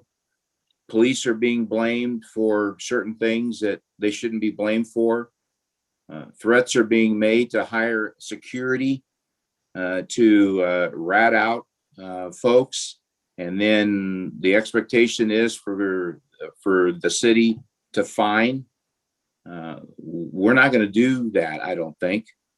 I've got a copy of a permit in my hand right now that was authorized on February the 17th. And for the Broncos baseball, I have no idea who the Broncos baseball team is, but the event name is Baseball Games. Now, I don't know what the system is that John was talking about and Jeff works with, but baseball games to me means baseball games, not a practice. And the lack of honesty and clarity in some of these things is just appalling. And this was approved by a person, I believe, on staff. I won't say her name, but I have it here, and it was for the February the 17th, and it was approved on February 1st, and it's the ability to message what the district wants is not being done well. And it's not being done when teams that are outside of the city or even the county are allowed to, play or have the field, but local teams are being told no. And so we together need to sit down and talk this through. I guess the question that I have for Zandra is we, the city, made a recommendation to the school board in May of 2019 to do all of this. And I know we're all consumed with COVID and that's, we're probably going to be saying that for years to come. But where does this rank on the district's board's list of getting things done? Am I unmuted still? Okay. Of course, it's high on our list. Again, I want to, as board president, it's going to be high on our list, and we are going to address a lot of the issues here. We look forward to working in a collaborative way with the city to come up with some solutions here, and also be able to still follow the Board of Education or the ed code, education code, which kind of limits us as to, the state says the property has to be open to all entities that have children involved. So there are times when we can't say no. So I think we need to share information as well, you know, what our limitations are, and knowledge is power. And I accept responsibility for that not getting out there, but certainly we want to work with the city rep and whoever we need to work with to get this MOU going. And I saw Adam sent me a copy of it, was 89 pages long. So I know it's quite lengthy and quite encumbering. So we really need to take a look at it. And the sooner the better, but I'll tell you right now, we just opened schools this week and it's going to happen all the way through April. So I can't give you an exact date, but how about soon? And we'll keep in touch. Okay, and I'd like to, stay in touch. While your mic is hot, let me bring up a topic of a survey that the city did in August of 2018. And I think it is a significant moment and a telling moment that the school board did not want to participate in any way in the payment of that. It's $37,648. And the survey was done to help us all to understand who owns what. And I guess I'm just curious, why did the district not want to participate and answer this salient point that has led us to this moment of who owns what, whose properties what. When we have another trip in fall, who's going to be the one that is responsible? And I'm just curious, so why did the board say no, we don't want to pay? To be honest with you, this is the first I've heard of it, and I need more clarification. What Okay. kind of a survey was it? Was it as a surveyor type thing, or a survey that you send out to the public? I need a little more information. Okay, well, I will give you that, or Adam can, but it was a surveyor, like land. Okay. And so we don't need to, talk about that now. Moving on to crossing guards and SROs.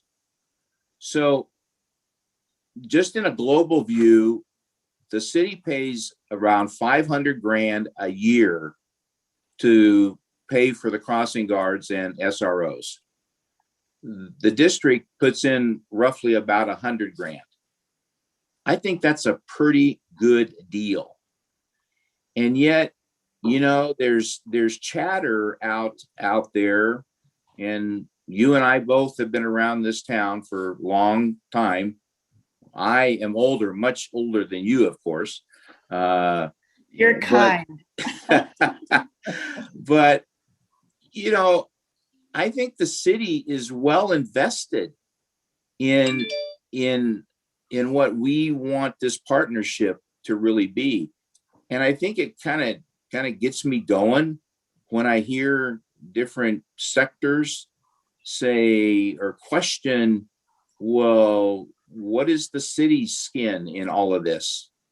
And I think the city wants to and has shown that they want a partnership like it's been.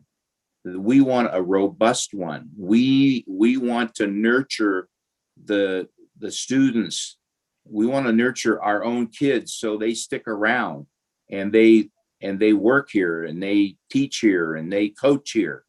And it just kind of bothers me that more is not being done to mutually,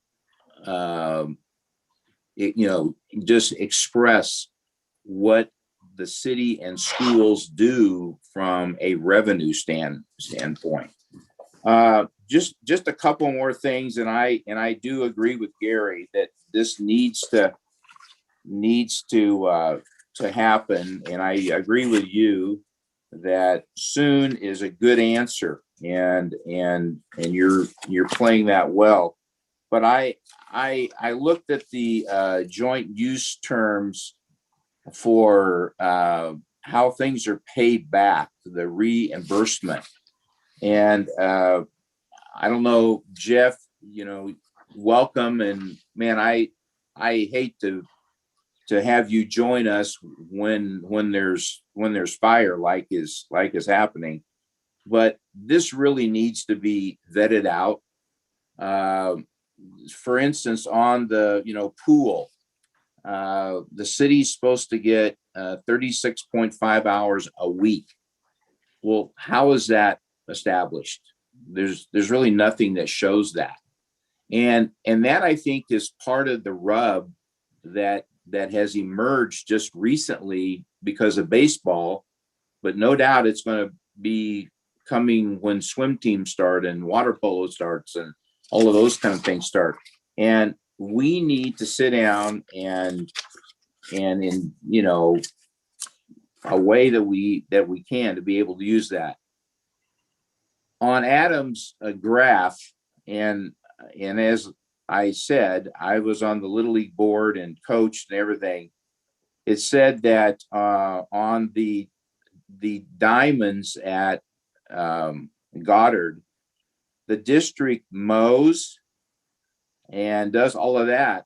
I can tell you back in the day, the district did not mow, and I don't think that they even mow now. Because I'm up there enough with my grandsons that I see dads and moms out there riding mowers. And so this type of thing is really old and needs to be fixed. So I agree, and I hope that we can put a task force together soon, and we can get this thing going and get this thing fixed and restore some order, some partnership to what our relationship is, because it has been good, it should be good, and I want it to be as good as it was or even better. And I appreciate you both being on, but it bothers me when things are being said and done that are just not as accurate as really they should be. So I appreciate you both. Thank you. Thank you, Mendel. David? Gee, what's left? Actually, thank you all for the great report. It is complicated, certainly. I am certainly in favor of taking inventory, I guess, if you will, of what are the properties, what are the shared responsibilities. We don't, tribal knowledge is great, but put it all on paper. Let's make a list. Let's figure out where it's at. Let's share that, because to the community's point, perception is terrible. Lack of knowledge makes misperception. So if we can at least put it out there and say, hey, these are the pluses and the minuses, the gives, the takes, from all the parties. I'm not even involved, and I know there's this kindly old gentleman that mows Sandberg Fields every Friday, and if he doesn't get to mow, I think he'd be crushed as to what else would he do. I don't think he plays golf. So it's, there's that passion out there, and the volunteers that have been doing things for years, but again, tribal knowledge. We need to identify that, inventory it, figure out properties. If I wasn't spending $100,000 picking up after people that do not contribute to our society, that live up in the other end of town, I'd be more than happy to go out and be fixing driveways and parking lots, fixing those other liabilities. But we don't get that option right now. So let's put this task force together, continue to support it, because it is for all of us in town. All of our children get to use the facilities to learn and to play. Hey, and even some older folks go out and use them as well. So we need to support it and maintain it, but we need to figure out whose is it and where's the budget at. So let's please do that. Thank you, Mr. Mayor. Thank you, David. Mayor Pro Tem Davis. Yes, and Zandra, I would like to volunteer that you invite one of my colleagues to your next school board meeting so you can grill them and ask them questions. And I think I'll volunteer Mr. Thompson. So you can return the favor. I would welcome that. I would welcome that because I think that public hearings are really important. And if Zandra would like me to come, just give me the date and time and I will come. Mendel, you're invited anytime. Any of the council members are invited. In fact, our last meeting was last night, as you know, so we're 2 weeks away from the next one. But okay, it's all on our website, GUSD website. Getting back to the agenda item as it's listed, thank you, Mr. Raymond and John, for encapsulating 60 years of history in a very concise report. And because so many things have changed over those 60 years, and because it is important for the school district and the city to work together, I would encourage both entities to set up a meeting and to continue to iron out how we can best serve the community as a team together. So thank you. Thank you, Karen. I noticed that former Mayor Judy Nelson is on here watching with us tonight, because I imagine she has a vested interest and she started this.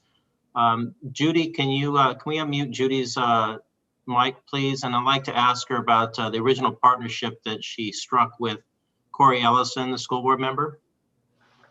Okay, it looks like I'm unmuted. Can you hear me? Yes, you are. Yes, you are. I had the honor of serving as mayor for the city twice, and both times that I served as mayor, Corey also served as a school board president.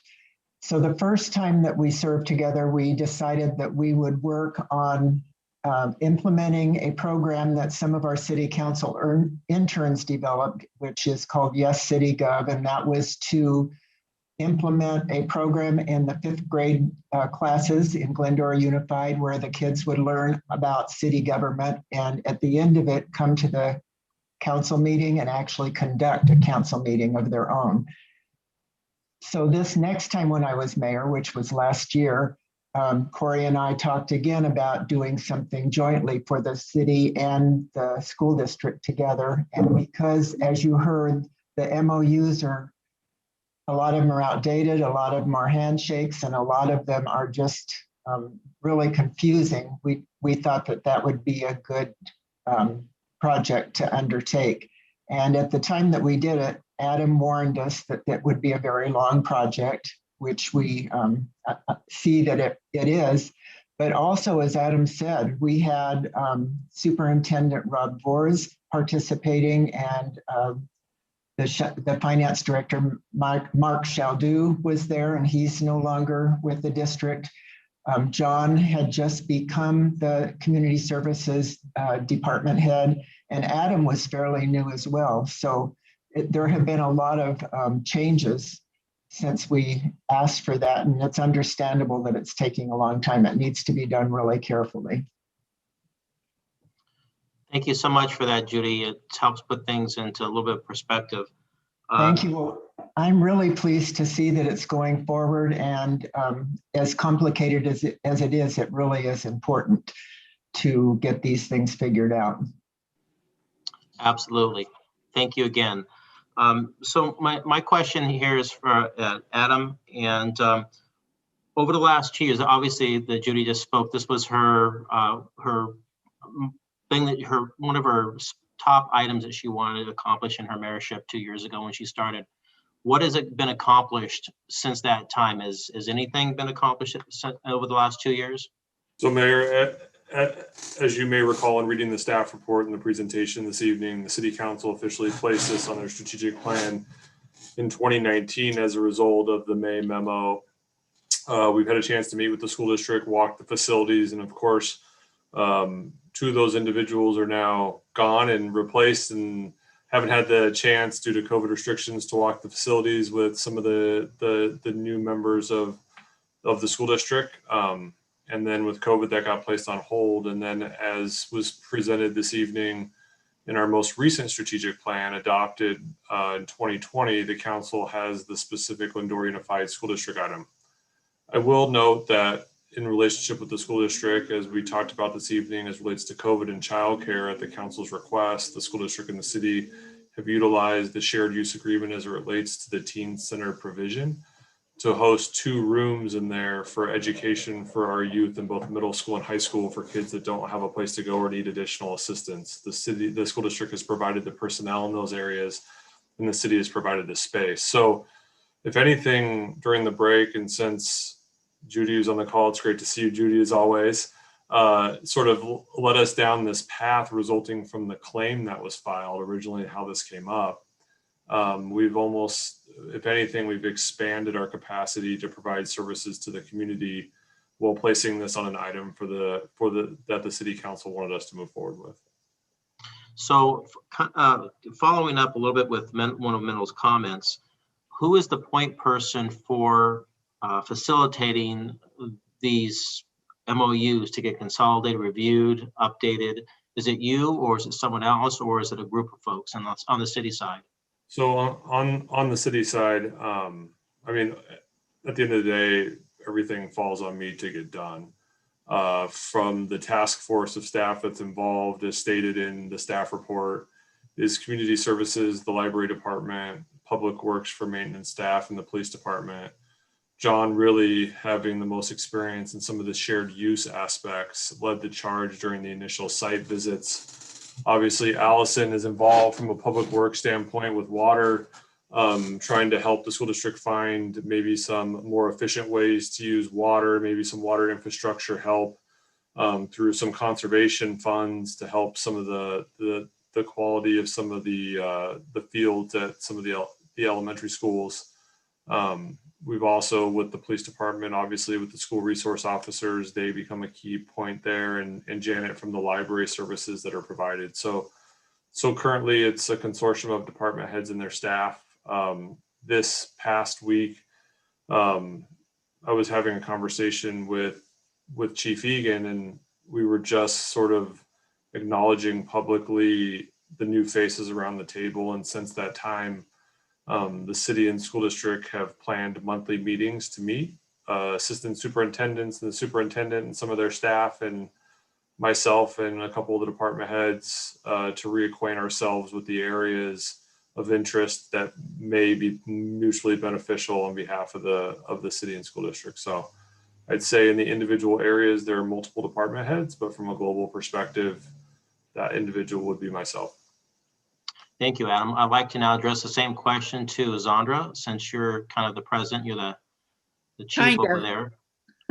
So who has the school assigned to address this issue since it's 2 years old?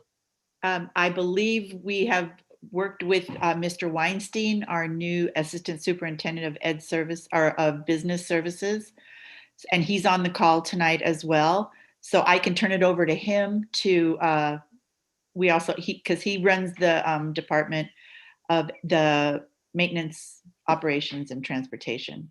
Jeff? All right. Mayor, yes, so it very similar to Adam's response is that I would be the head person for the district, but it will involve all the assistant supes, and probably 4 or 5 of my directors that report to me would be in the group that would help develop it, but in the end, it would be my responsibility.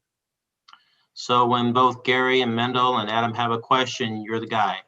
Yeah, and they can call me, email me. I'll be more than happy to share my cell phone number with them. Okay, so what's the likelihood of moving this forward? Was there a time frame, either Adam or Jeff, of this could get possibly resolved or at least moving forward? So I think, oh, go ahead, Adam. Sorry.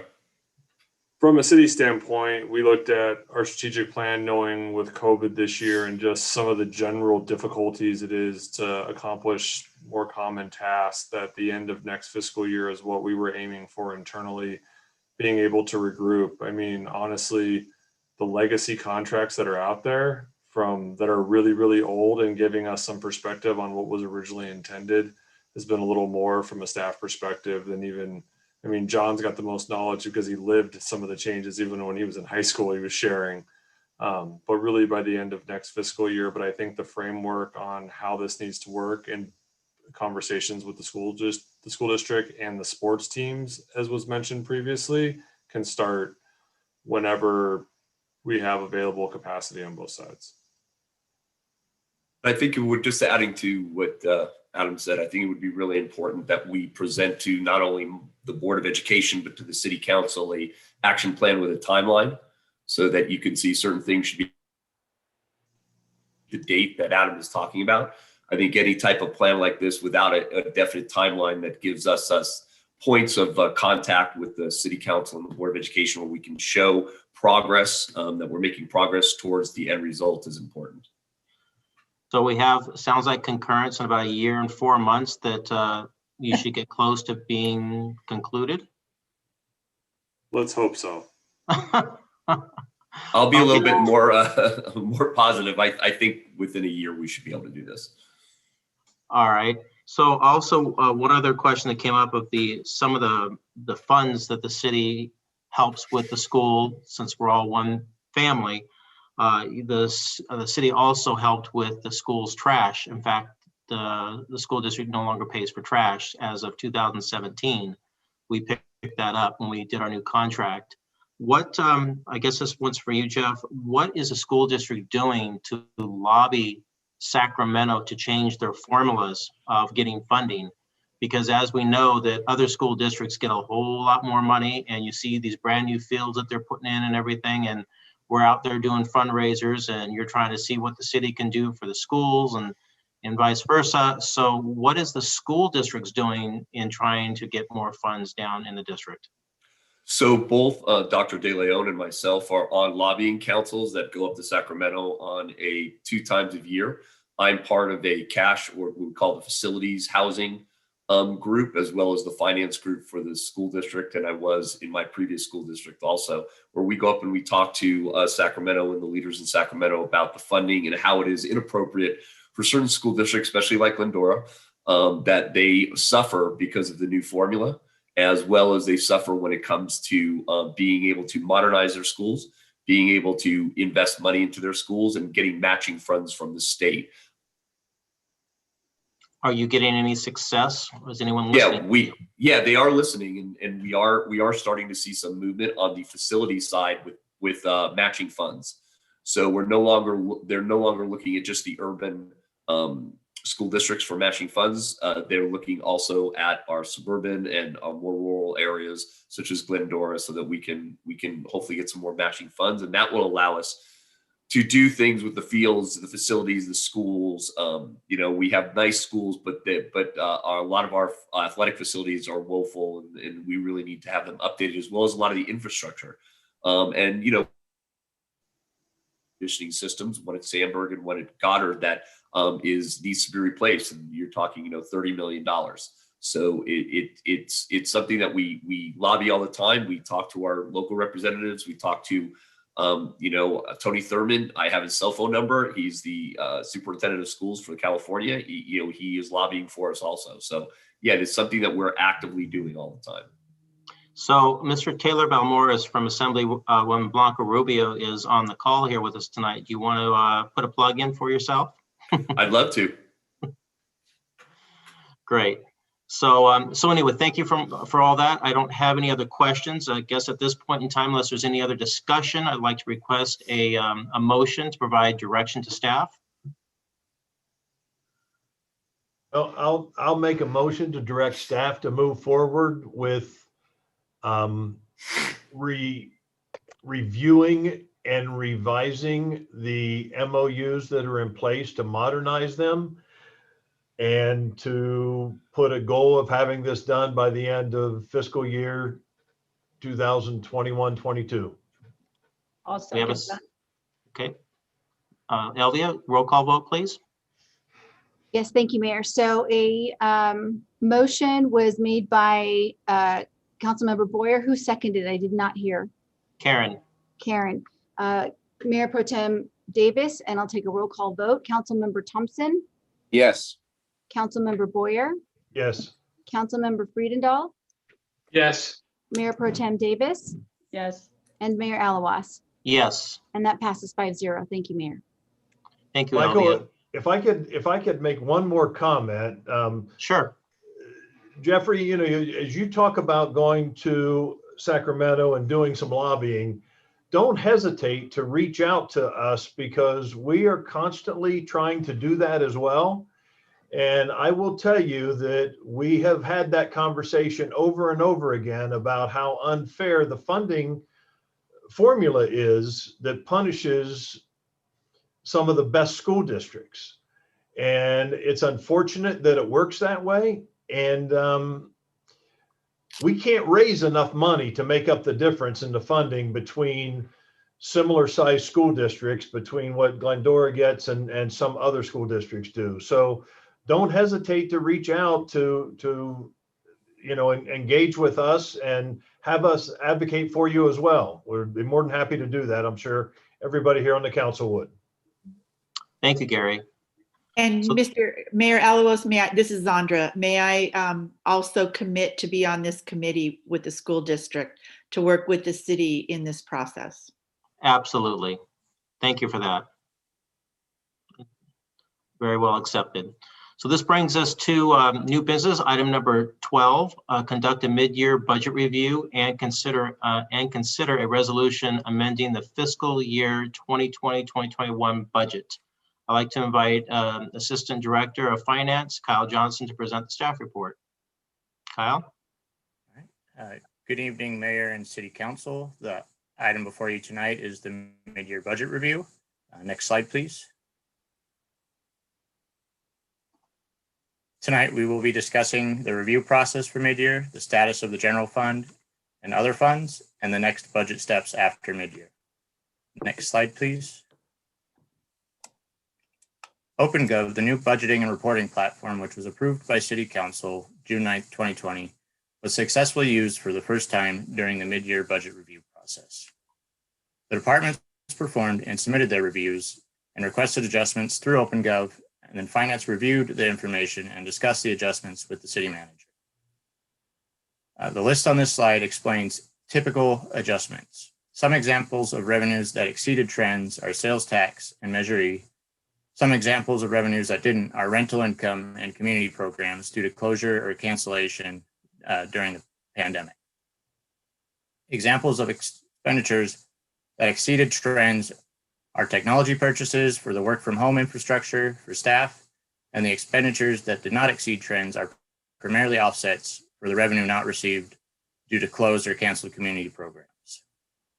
The mid-year review adjustments will provide the basis for the next budget cycle. Next slide, please. The next couple of slides will discuss the general fund. As you can see, the revenues exceed the expenditure adjustments in the general fund, and the estimated net activity has substantially increased from the adopted budget. The next slide will provide more detail on the major components of the revenue and expenditure adjustments for the general fund. Next slide, please. The major revenue increases are for sales tax and Measure E, as the city initially budgeted very conservatively due to uncertain economic conditions created by the COVID-19 pandemic. However, staff met with the city sales tax consultant, HDL, this month, and the consultant indicated stronger revenue levels than originally anticipated. This being said, as mentioned earlier, the city still experienced decreases in revenues related to its community programs and events that were closed or canceled this year related to the pandemic. Moving on to expenditures, the net expenditure adjustment is $43,000. The major adjustments are represented by changes in community programs and events discussed above, as well as 2019 pension obligations. which is an adjustment for the consistency with the method of accounting confirmed with the city's auditors during last year's audit. And non-departmental expenditures, which includes the various adjustments for the carry forward budget for unused purchase orders. Next slide, please. The general fund forecast shows generally conservative estimates for most revenue and expenditure line items. Sales tax and Measure E show the most significant growth outside of the adjustments included in fiscal years 22 and fiscal year 23 to simulate a slow return to normal for community programs and other items impacted by the pandemic. The forecast notes have been updated, and as we move to the next slide, I want to note this is a top-level summary. The full detailed forecast is included as attachment B with additional notes as attachment C. Next slide, please. As you can see in the forecast, with current assumptions, the city's general fund maintains the 45% contingency reserve and may have the ability to save for capital projects, the pension stabilization fund, assist internal service funds.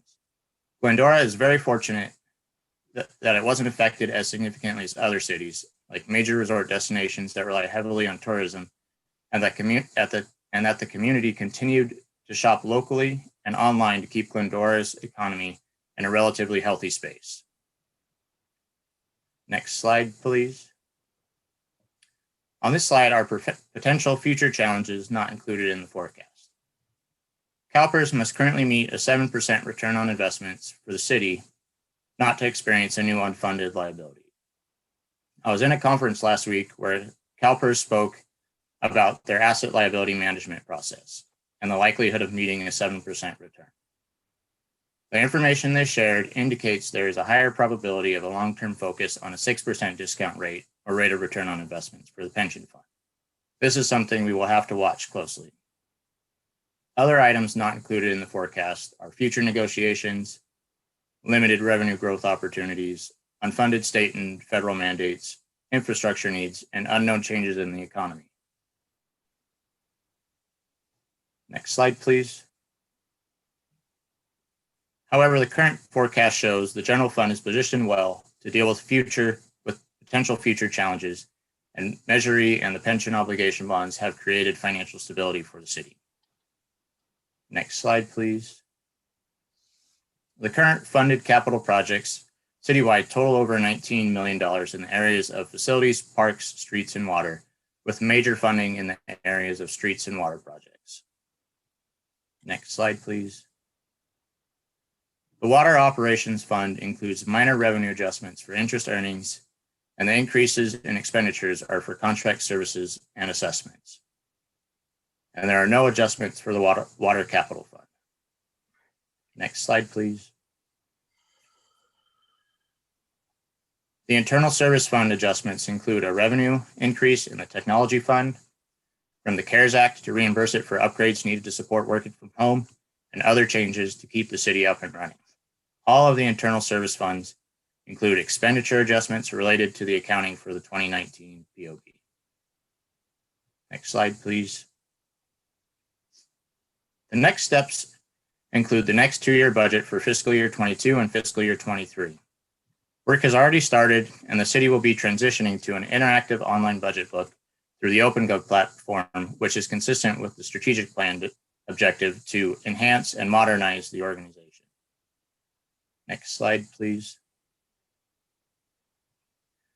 The last 2-year budget book received awards from both the Government Finance Officers Association, which is a national association, and the California Society of Municipal Finance Officers, which is a state association. This is the first time we have received the biennial award, and Finance appreciates all the hard work by the city staff and would like to acknowledge the time they put into producing the award-winning document. Next slide, please. In addition to the full document, Finance produces the budget in brief, the budget by numbers, and at the end of the fiscal year, the audit report or comprehensive annual financial report, and the popular annual financial report. Finance produces these documents to assist the citizens, employees, and other stakeholders in understanding the financial activities of the city. Next slide, please. Staff's recommendation is to approve the resolution amending the fiscal year 2020-21 budget for the mid-year review adjustments to estimated revenues and expenditure appropriations. This concludes my report, and I'm available for any questions. Thank you. Thank you, Kyle, for your report. Well done. Bring it back to council. Mendel? Well, I know that I'm the only weird one here, but I love this stuff, Kyle, and you did a bang up job. And I actually read the entire report, and I tried to find something to question on, but I couldn't. I just want to commend you and our entire team and the citizens for allowing us to have a tremendous year, a year that none of us expected to, have. And super job by everybody, June, you, the entire team. And we are truly a city that is blessed. And it's great to be a part of everything here, and excellent job. Thank you. Thank you, Mendel. You are the weird one. I know. I just love it. It's wonderful news, and it's interesting reading. So thanks. Yes, you are retired. David? Yeah, I know. Yeah. Thank you, Kyle, for the great report and the good news. I caution you to figure out how we're going to survive when we continue to develop Glendora to become that new resort destination. It's coming, so we got to make sure we don't be penalized by like those other folks. No, it's great news and a great job, and congratulations on the recognitions and certificates of greatness. And thank you for the good leadership. No other question. Thank you, David. Gary? Well, David, if you haven't heard, there's a saying going around that you can define Glendora. It's a great place to live, but you wouldn't want to visit there. So let's not make it a destination place. I just, again, great job, Kyle, on the report, but a super job to staff on guiding the city's finances through this unwarranted year. And especially, I want to thank the residents of Glendora that made the decision to reinvest in our community, as you always do.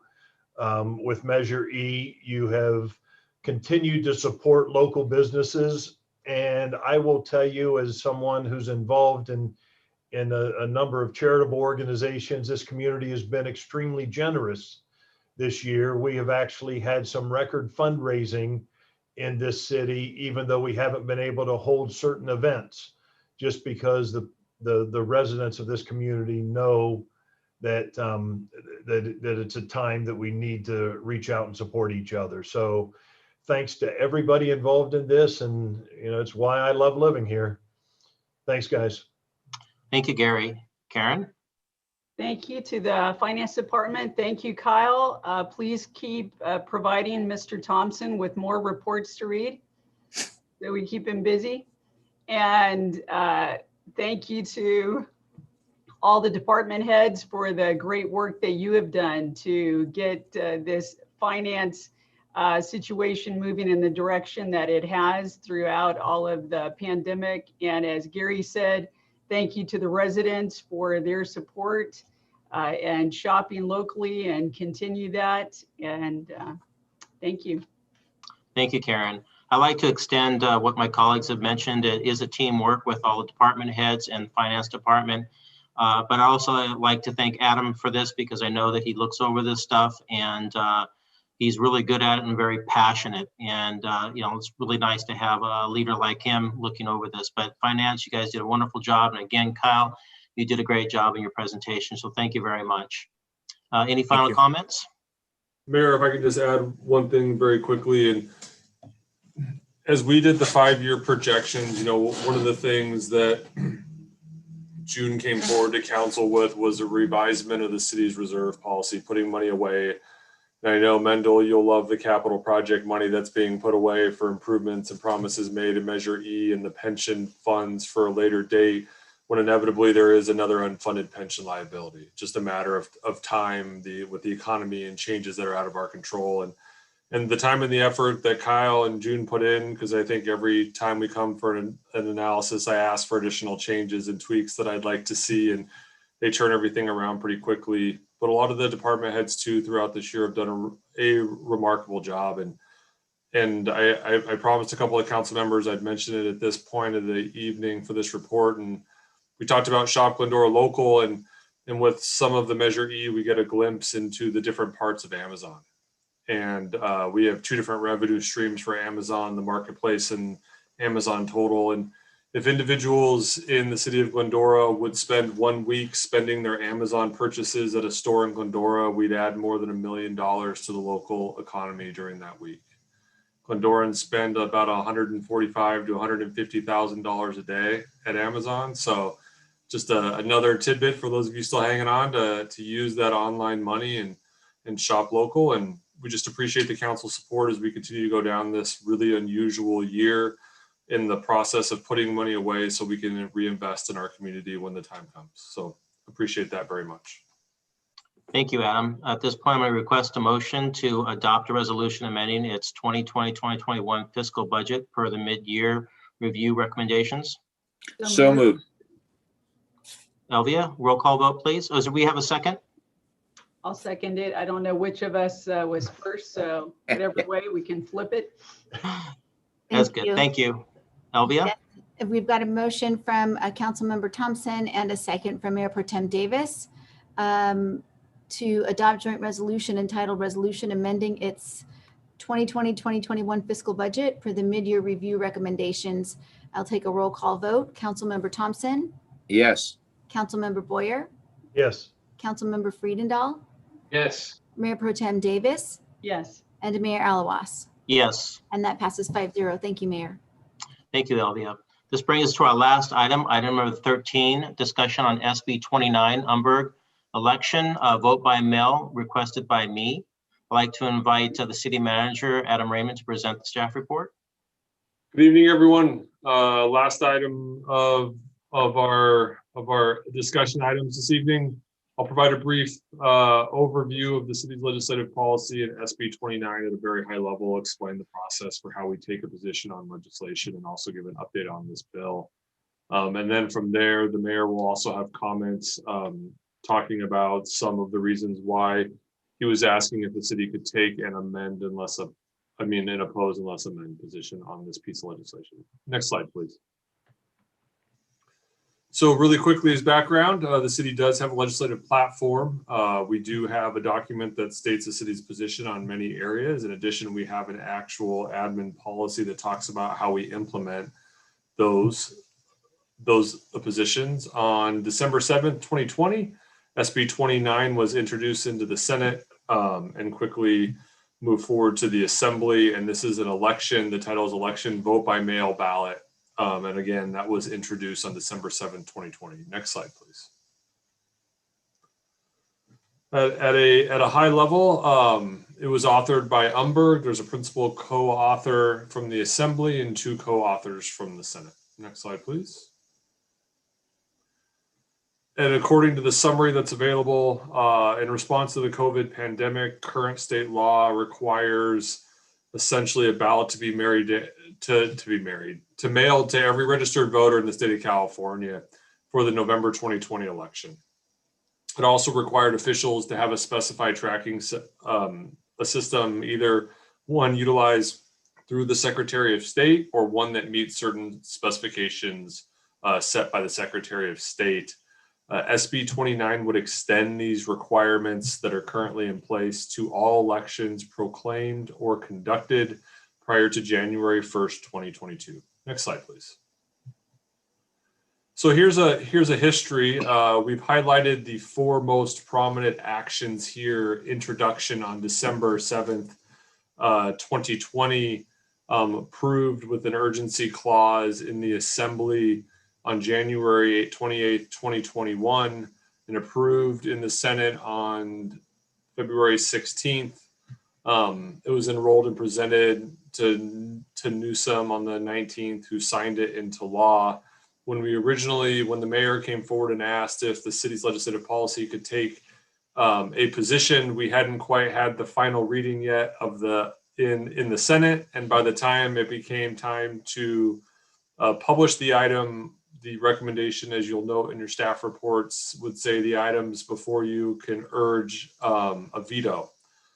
Since both of those timeframes have passed and it moved pretty quickly there at the end, as you can note, from the 9th through the 19th, this law has been passed, it's signed, and is currently state law. Next slide, please. Our legislative policy says the city manager or whoever I would choose can prepare letters supporting or opposing legislation on behalf of the city. There are 3 areas within our policy. The first one is when the legislative platform provides clear guidance. The second one would be when requested action is provided to the city by one of its partner agencies or an organization that a council member sits in a seat of. Next slide. Or after still having ambiguity, discussing with the mayor and another council member, and if there's still unclear direction, then the item's taken forward to city council. This is the one area outside of the council rules where an individual council member can take an item to the city council for consideration without a second. And it is through the process approved through this legislative platform administrative policy. Next slide, please. So in reviewing our legislative platform, went line by line with our city clerk and the mayor, and under the city council section of our legislative platform, the closest thing says the city will support measures that promote transparency, public participation, and First Amendment rights while preserving procedures that continue to foster efficient proceedings in government. Not specifically mail-in ballots, can't get there in our legislative policy. The city did not receive a request from another member agency to take a position on SB 29. Both Cal Cities, which is, for those of you watching, the League of California Cities, has rebranded itself to Cal Cities, and the City Clerks Association both took a watch position. Next slide, please. As ambiguity still existed, at the request of the mayor to take an oppose unless amended position, the item was placed on the agenda. And again, as we just stated, after the agenda was published, it was signed into law. Next slide, please.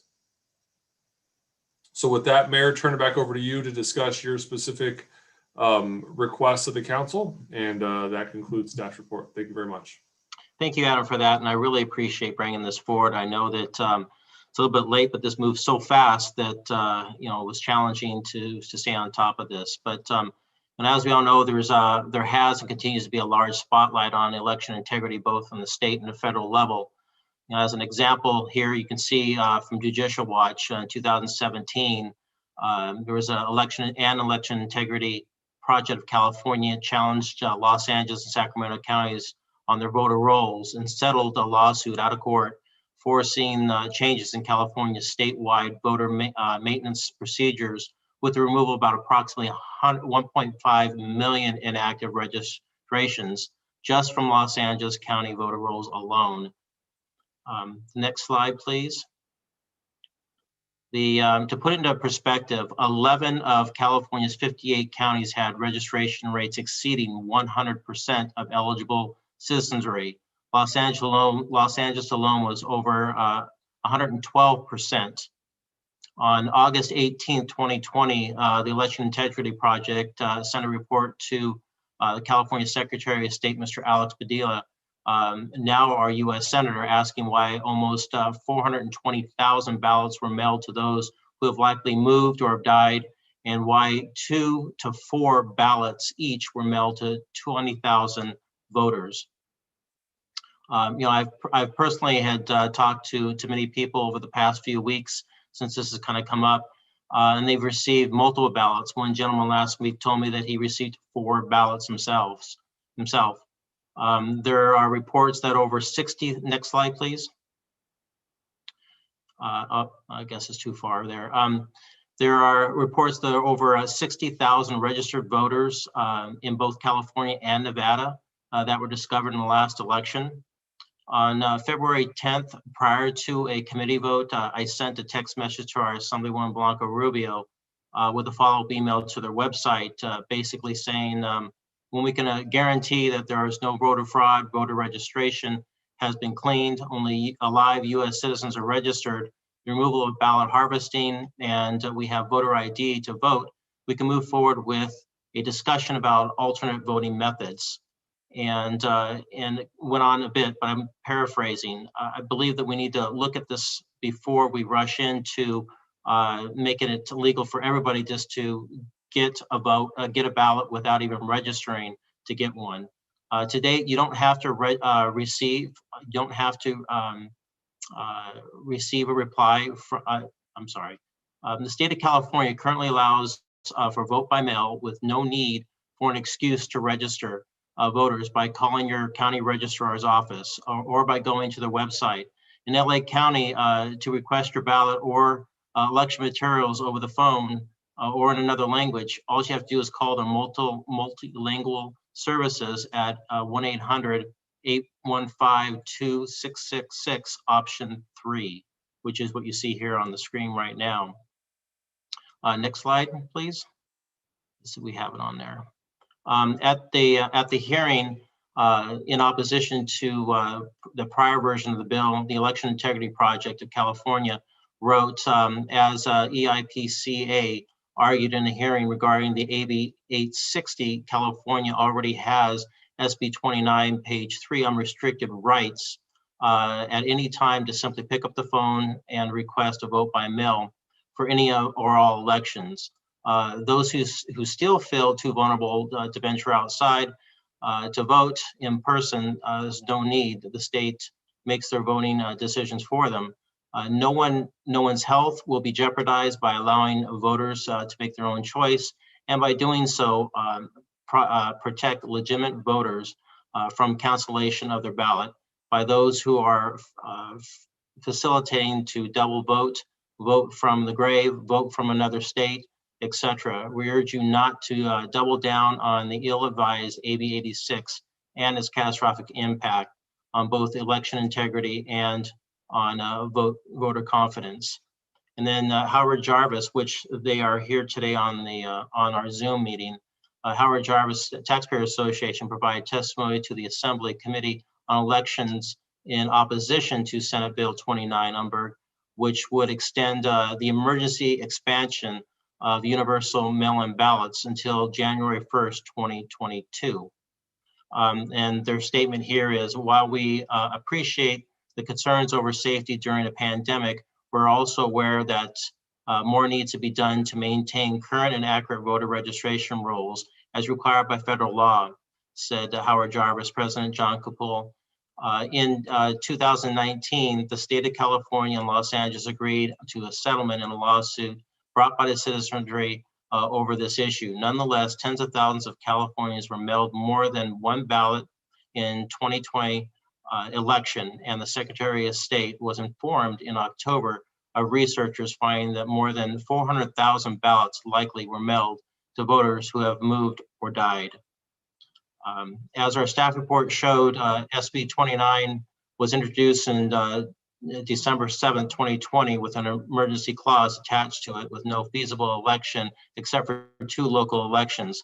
This process moved so fast through the legislature that even our associations that had this bill on a watch list couldn't keep up before the governor rushed to sign this into legislation law in last Friday, the 19th. If you go to the next slide, I believe it shows the one after that, please. Oh, you didn't have it on there. There was a slide there that showed the League California Cities as of this last Sunday had this still on the watch list after the governor had signed it. This is how fast things went through the process. This bill would authorize the process and vote by mail 10 business days prior to the election from 7 days. The bill would require the election official to submit a certified statement of results of the election to the governing body within 30 days from 28 days currently of the election. The bill provides that any vote by mail, including any vote by mail ballot cast by the military overseas voter is timely casted if it is received by the voter election official via the U.S. United States Postal Service on a bona fide private mail delivery company no later than 3 days after the election. Currently, all ballots must be received no later than election day. This is the kicker here. Additionally, either the ballot is postmarked on or before election day, or is time-stamped or date-stamped by a bona fide private mail delivery company on or before election day, or, this part is new, if the ballot has no postmark, a postmark with no date, or eligible postmark, the vote by mail ballot identification envelope is date stamped by the election officials upon receipt and is signed and dated by the voter on or before election day. We should always look to improve ourselves and streamline the process, including voting to get the highest level of participation. However, it must be built on a strong and credible foundation that our people do not have to question the results, leading to political and social division, which we kind of see right now. The current legislation does not require the system to be used to maintain accurate and current voter registration records, or that the Secretary of State is required to collect and publicly report for each county the number of ballots mailed out, returned as undeliverable, returned completed, counted, and the number of ballots not counted and the reason. We simply would like to see that the data before the vote by mail is made permanent, potentially through, there's an AB 37 that looks like it might be coming forward to make this permanent. So with that, I'd like to bring us now to public comment because I know that we have the two folks here from Assemblywoman Blanca Rubio and from Howard Jarvis. So with that, I'd like to open up the public comment period. I'd like to invite members of the public to address the City Council. Speakers are limited to 3 minutes, speaking once on this agenda item. This is your time to speak uninterrupted. Please address your comments to me, the presiding officer. Public comment is limited to 30 minutes. If you wish to request to speak, select the raise hand icon in the Zoom before the close of the public comment period. You will then be called on when it's your turn to speak. Ellie, do we have any public comments? There we go. So nothing from the email, nothing on the Zoom participants, but if you'd like, we can have the guests that have arrived to speak. I believe Susan Shelley. Yes. Yes, are you there? Yes, I am. Would you like me to start? Yes, please. Hi, Susan. Thank you for coming. Thank you. It's a pleasure to be here, and hi to everybody. Hi to my good friend Judy Nelson. Great to see you all. Great. You've got 3 minutes. Thank you. The Howard Jarvis Taxpayers Association is concerned about the confidence that people have in tax elections specifically, because we do have the right to vote on taxes in California. And if people feel that there's a potential for mischief, or there's a potential that the elections are not real, then when a tax is passed, there's unrest and there's dissatisfaction and there's anger. And we have enough of that. We don't need that. There is a very simple way that data can be accumulated through the technology that voters have already paid for. Taxpayers have already paid for a ballot tracking system that will track with a barcode every absentee mail-in ballot in California from when it's mailed out from the county to when it comes back. And this data can easily be collected and reported on publicly after every election. And this would be a tremendous assistance in complying with federal law, which does require the maintenance of current and accurate voter rolls. And as the mayor said, there are problems with our voter rolls. We do have a negligence in cleaning the voter rolls. You hear many stories about people whose relatives have passed away and they can't get the ballots to stop coming. We can fix that. It's important that we do fix it. When we had the DMV do automatic registration, we saw tens of thousands of erroneous registrations immediately afterwards in 2018 when that began, even thousands of people who did not mean to register and were accidentally registered. We have to clean it up. We have to have confidence in our elections. And we have the technology to do this. We've already paid for it. And all that's needed to restore confidence is to begin the process of reporting on how many ballots were mailed out, how many were returned undeliverable, how many were returned completed, how many were counted, how many were not counted, and the reason. And so the future legislation that intends to make these COVID restriction related election changes permanent should include that language so that the voters have confidence that the voter rolls have been maintained accurately. And I'm happy to take your questions if you have any. Thank you very much. Taylor, would you like to say anything? Evening, everyone. Can you hear me? Yes, sir. Do you want me to go right now, or do you want to wait till after questions for Shelley? No. It's a public comment period right now. Perfect. Well, I'll make it short. It's nice to see you all this evening. I'm here on behalf of the Assemblymember Blanca Rubio. I know we chatted a lot with people of Glendora, with the Chamber Legislative Committee a couple of weeks ago within the Cal Chamber coffee meeting, but I'm more than happy to talk about SB 29 again. I know it's a controversial issue. Thank you, Mr. City Manager, for a very good example presentation on why what SB 29 is. Like you all mentioned, it did have an urgency clause. That's why it did get passed so fast. And it's also why it did require a 2/3 vote to become signed and chaptered by the governor last week. I think it's important to point out that this piece of legislation was intended to make sure our elections are safe as well as fair in this pandemic. And it does have a sunset for next year. So it's only a number of elections we'll take a part of. I haven't yet been following any new legislation about mandatory vote by mail. And I would love to talk with Howard Jarvis or any of you all about what we could do to make that safe and make sure it's a fair process. What should we also talk about? I also think that it's important to point out that this obviously wasn't a partisan thing. This was something intended to make sure elections were safe and again fair, which is a top priority for the Assembly member. And I think this is just one of those things that we're probably not going to agree with, but I hopefully you respect the Assembly member on this. And if there's anything you guys wish to ask us about, let me know. Thank you, Taylor. Judy? Let's see, can we unmute Judy, please? There you go. Yeah. Thank you very much for having this discussion. I think it's really an important one as changes are made to our voting process.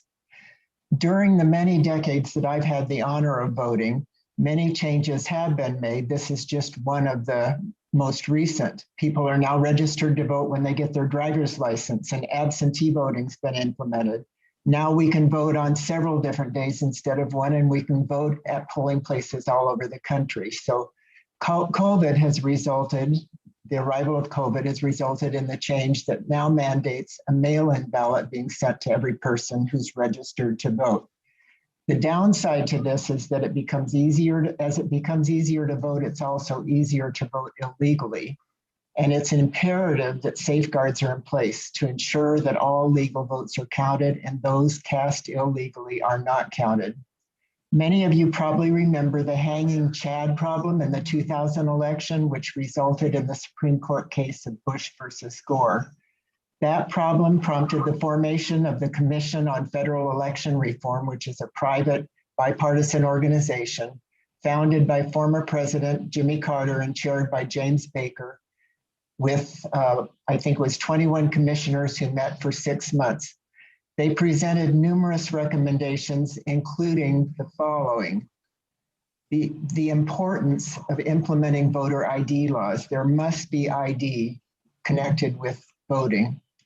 Having strict oversight of absentee ballots, and now these mail-in ballots are pretty much what absentee would usually be.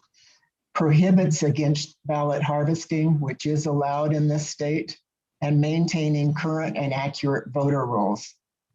On May 26th of last year, the Jimmy and Rosalind Carter Center issued a statement urging federal and state governments to expand access to vote by mail options because of COVID. But they acknowledged that mail-in voting can result in increased logistical challenges and the potential for vote fraud, especially if safeguards are lacking or when candidates or political party activists are allowed to handle mail-in or absentee ballots. And that is what ballot harvesting is. So they identified it twice as being a very dangerous practice. The election data from the 2020 election that our mayor and Susan Shelley presented makes it clear that all of these protective measures are not yet in place. We must know when we go to the vote that our vote will be counted and that illegal votes will not be counted before any of the 21 elections. These measures must be put into place with an amendment on an amendment of SB 29. Thank you very much for this opportunity. Thank you, Judy. Wow, what timing. I tried. I talk fast. Thank you. I'll bring this back to council for deliberation and asking questions. Mendel? I do agree that we need probably a better way to vote and track and all of that kind of stuff. On this particular point, though, I guess I'm not sure exactly what the city needs to do since the law has been signed and short of a court saying to the state, that it's wrong, which I don't think is going to occur. So I do agree with much of what's been said that we probably need to tighten our voting laws from a national standpoint. But I don't know really what we can do at this point since the law has been signed. So information's good, and I think that it is important to watch for a trailer bill just to see what else could occur. So thank you. Thank you, Mendel. I'll get to that when it's my turn. David? Yeah, thank you, Mr. Mayor. I certainly support a consistent uniform voting method. We have 58 counties in this state, and I think they all do something a little bit different. If we use the tracking system that has been mandated by our Secretary of State and is proven accurate, I'm in favor of that. The tracking of ballots out, the ballots back, accountability. I'd be thrilled, frankly, if somebody asked me to show identification to vote. I do not see how that's discriminatory at all, because you have to be a citizen to vote. End of discrimination. We need to do something. We need to watch it. We need to take a position to seek an amendment or to look for subsequent bills to be tracked with better guidance than the speedy method that it went through. I'm in favor of that. So if there's a posture message or a letter to be written to that point, yes, but gee, I would hope our elected representatives would listen. Thank you. Thank you, David. Gary? Well, I look at this as it's nothing more than the legislature trying to campaign through legislation. This is something that was tried. We're tiptoeing around this, but this was tried during the recall of Josh Newman.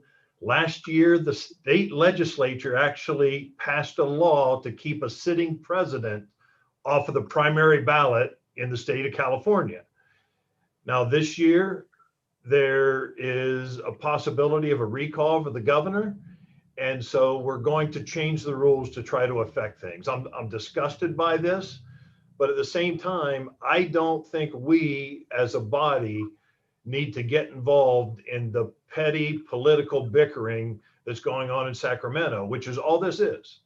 That is all this is. It's another attempt to try to alter the outcome of an election.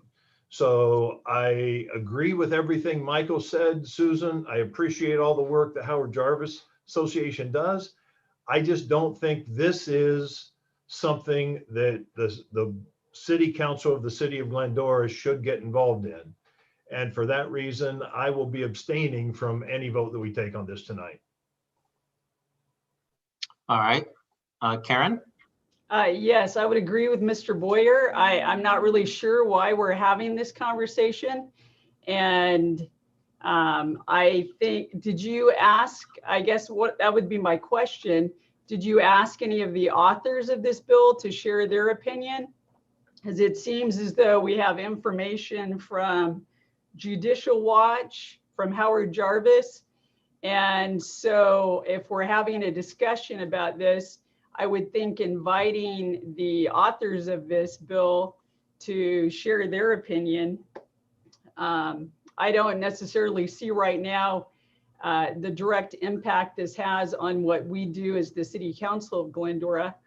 And in addition to that, in SB 29, there is a sentence that says, "Nothing in this act is intended and shall not be construed to mean that a voter with an inactive voter registration status shall receive a vote by mail for an election conducted in 2021. You know, I think that both sides of the aisle want to encourage as many people to vote as possible. And any way that we can increase voter participation, I think that is fabulous. In the last election, more people, both red and blue, voted in this last election than previously. Are there mistakes? Are there glitches? Yes, there have been and probably will be, but we can work those out. So for us to be having this discussion right now, I think is not a good use of our time and resources. And a letter is superfluous, especially since it's been signed. But even before that, I don't see the point in why we need to weigh in on this, because any way to increase voter participation is a good thing. So thank you. Thank you, Karen. I would agree. Anything to increase voter participation is always a good thing to do for our democracy, but it also has to be accurate and fair and equitable. And this has potential of not being equitable. And so, so moving forward, yes, it's too late for what the governor has already signed, but there's another bill that's coming up right behind this, AB 37. And I was wondering, Susan, if you can speak to AB 37. And before I bring her on, is I scurried around because it's only been 10 days since I sent my note, and this started the process because I think we were notified somewhere on the 9th that this is going to be coming from the committees, and this moves so fast. And you know, we're all part-time legislators here. So I reached out to both of our legislators, which is the right thing to do. They're our representatives, and I didn't get a response back. And so there's only so much you can do in a short amount of time. But Susan, could you speak to AB 37 that is around the corner that we may be able to have some? I would ask the point of order if that is part of this agenda item, Mr. City Attorney. So you're talking about SB 28. Yeah, no, this would not be appropriate for this discussion. No, it's SB. Well, there's a bill that's going to take the SB 29 and extend it, make it permanent. That's AB 37. And so I wanted to be able to send a letter in regards to fixing the loopholes in, or the holes in SB 29 on the next one. I think you could send such a letter without respect to another piece of legislation, but I agree the second piece of legislation is not a part of this agenda item. So if the council's inclined to send a letter, it should be a letter saying SB 29 needs to be corrected in the following respects. How it gets corrected is a different matter. Okay.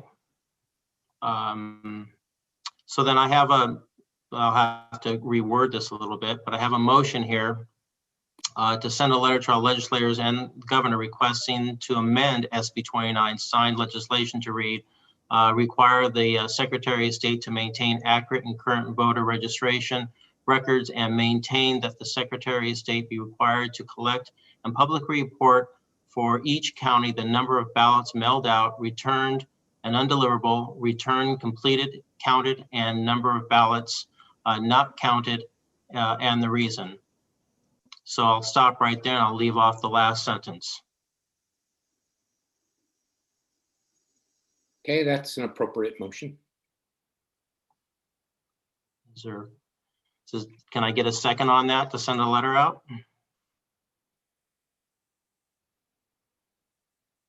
Mendel? Sorry, I was on mute, That's me too. which is probably good. I'd like to at least see what 37 says.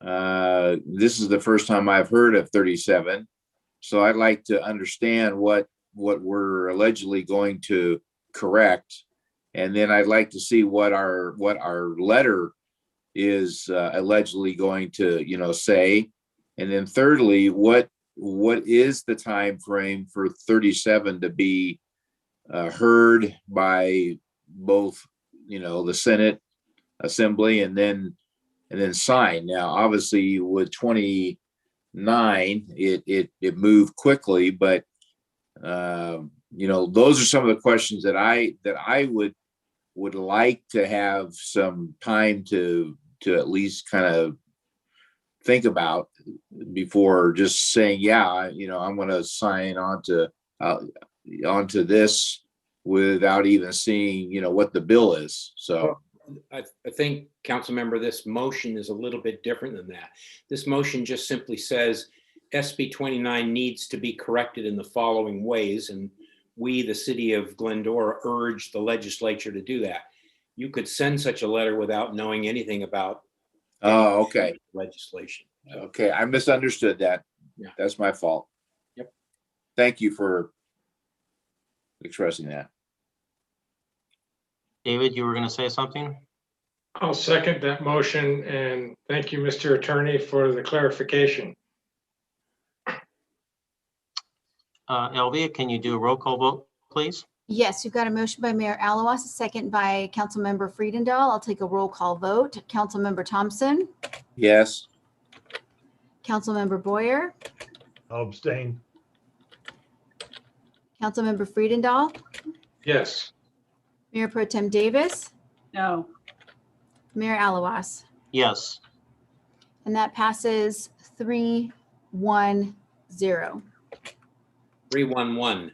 3-1-1, I apologize, 3-1-1. Point of clarification, Mayor, if you wouldn't mind sending us the specific language for the record, and we'll compare it just to make sure we're all on the same page. So Absolutely. I think the other element to this, if the city's sending a letter, who's signing the letter? Is it being signed by the city manager, by the mayor, by all of the council that voted in favor of the measure? Well, in conformance with the legislative policy, the letters are typically signed by the mayor in the absence of the mayor pro tem, in the absence of the mayor pro tem, and the city manager. Okay. Essentially, this then creates a new legislative approach that's documented on council. So if, for the sake of argument, AB 37 is the exact same verbiage, but in perpetuity instead of a limited time duration, the city staff then would have direction from the council to take a position on other legislation. Well, again, that item's not before the council tonight. Right. But but I see what you're saying. I think what the city manager is saying, members of the council, is with the authorization of this letter being written for and signed by the mayor, if any other state legislation intends to take SB 29 and make it permanent, but lacks each of those elements that are set forth in your letter, then the mayor, the city manager will have authority under your legislative policy to write a letter objecting to such legislation. That is correct. So there's really no need to bring AB 35 back on the agenda unless it has those corrective measures, but other things that you may or may not care for. That's correct. Thank you, Bill. This brings us to council and staff items. Mendel, you want to start us off? No, yeah, I'll start it off, and I have nothing. Sorry to be so blunt. No, I don't want to talk. No, I didn't mean to be that way. But no, I have nothing. All right, thank you. Well, except except, don't you have an, event Wednesday morning at 8 o'clock? I'm getting to it. You want to say okay. it for me? Go ahead. No. Are we having a pre-party? No, not me. 8 o'clock's good. Thank you, Mendel. David? Big event tomorrow, waiting for the news. See you there. Thank you, David. Gary? Nothing to add. Thanks, Michael. All right, Mayor Pro Tem Davis? Nothing to add. All right, Adam? Just as a person who has 2 kids in Glendora Unified School District and kids who participate in sports, I think tonight's conversation and the passion that was shown on both, the school district and the city show that there's light at the end of the tunnel as it relates to our updated agreement, and we'll get there. And as was said and requested, we'll provide status updates as we go through that process. Thank you. Thank you, Adam. Bill, anything?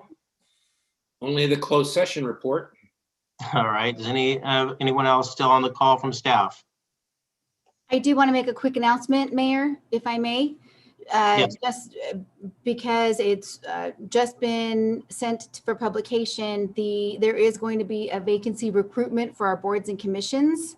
For those boards and commissioners whose terms are going to be expiring June 30th. On the city website, under boards and commissions, departments, government boards and commissions, you can find the application, the vacancies, all the information related to which boards, the terms, and any pertinent information for anybody who's interested in applying to be on a board or commission for the city. Wonderful. Thank you, Elvia. I just want to remind everybody, and thank you for the plug, Mendel, about the Mayor's Prayer Breakfast tomorrow that will air at 8 a.m. Karen and the rest of the Ministerial Association has done a great job in putting this together. Cash came down to the wire. Again, it will be tomorrow morning at 8 a.m. It was pre-recorded, and if you want to see, it's at www.glendoramayorspb.com, and that will be out there. And we will also be having the State of the City address that I believe is March the 3rd, right, Adam? And that'll be in conjunction with what the city has put together and the chamber has put together. So hopefully we see everybody virtually tomorrow at 8 o'clock. And if you missed that, it's pre-recorded. You can watch it anytime. So thank you for that. And so, all right. Bill, you want to read us out of closed session? Thank you, Mr. Mayor, members of the council, ladies and gentlemen. The city council met in closed session pursuant to Government Code Section 54956.9 D2 and D3 or E5 because there is a significant exposure to litigation. There is an ongoing settlement discussion that would potentially avoid litigation. We communicated to the council a settlement demand from a putative claimant. That demand has been rejected. The city council authorized the making of a last, best, and final offer. Thank you, Mr. Mayor. Thank you, Bill. Looks like we're going to slide in right under the wire at 10:30. So we are adjourned. We adjourn the meeting tonight in memory of Mrs. Karen Babineau at 10:29 p.m. Good night, everyone.